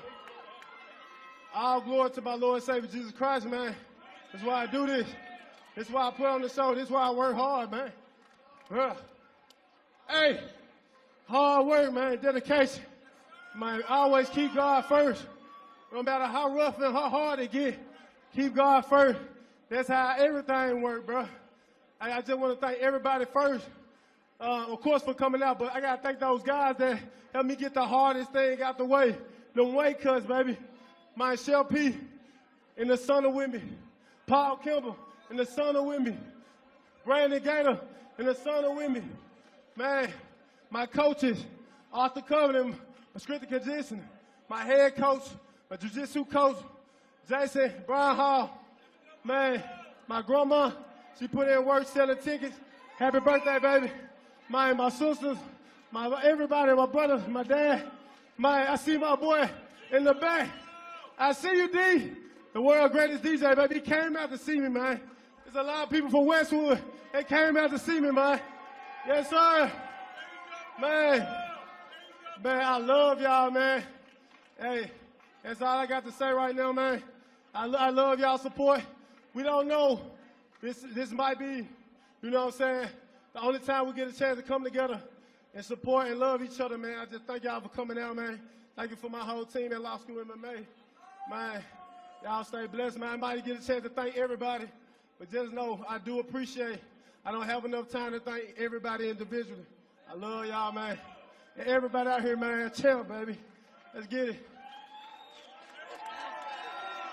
You want to say something more? I love you, baby. Oh, yes, sir.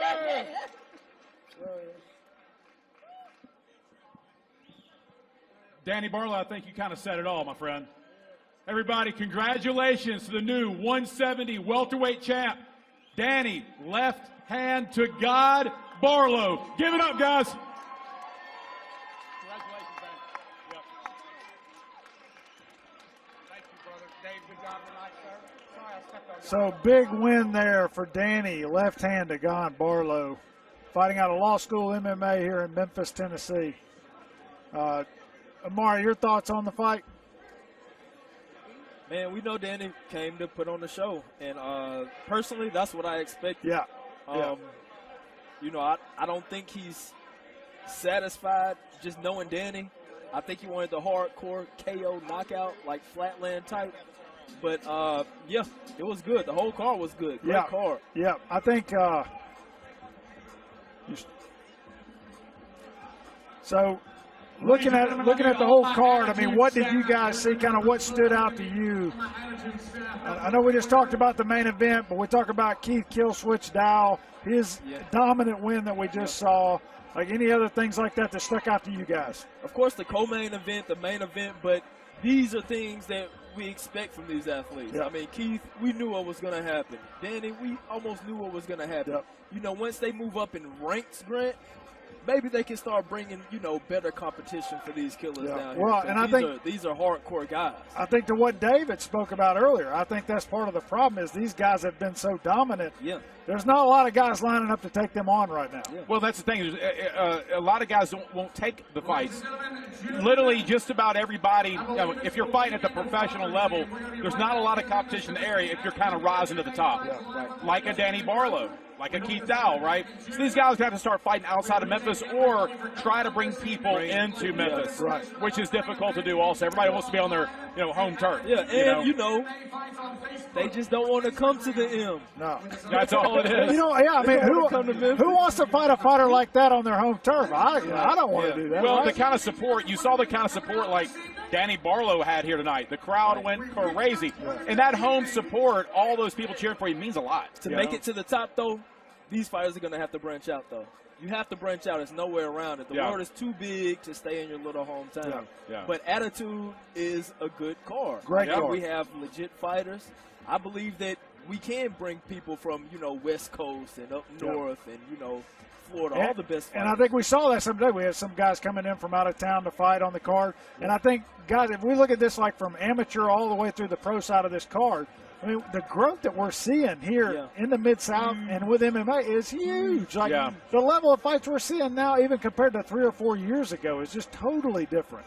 And so really cool to see. I'm really excited about what's going on with the growth in the sport and then seeing what Attitude's doing to contribute to that as well. So absolutely. All right, any other closing thoughts from you guys? So, again, great show, and I just want to thank Attitude Fights for having us. And it's been a pleasure, guys. Yeah, great. Y'all are awesome. Had a great time. I can't wait to do it again. Yeah. Yes, sir. So, Attitude MMA 26, we'll be looking forward to seeing you on the next card here, Attitude MMA 27. Appreciate you, everybody, tuning in on Spectation Sports. And for Dave Ferguson and Amari Boyd, this is Grant Gibbs. I'm signing off. We'll see you next time.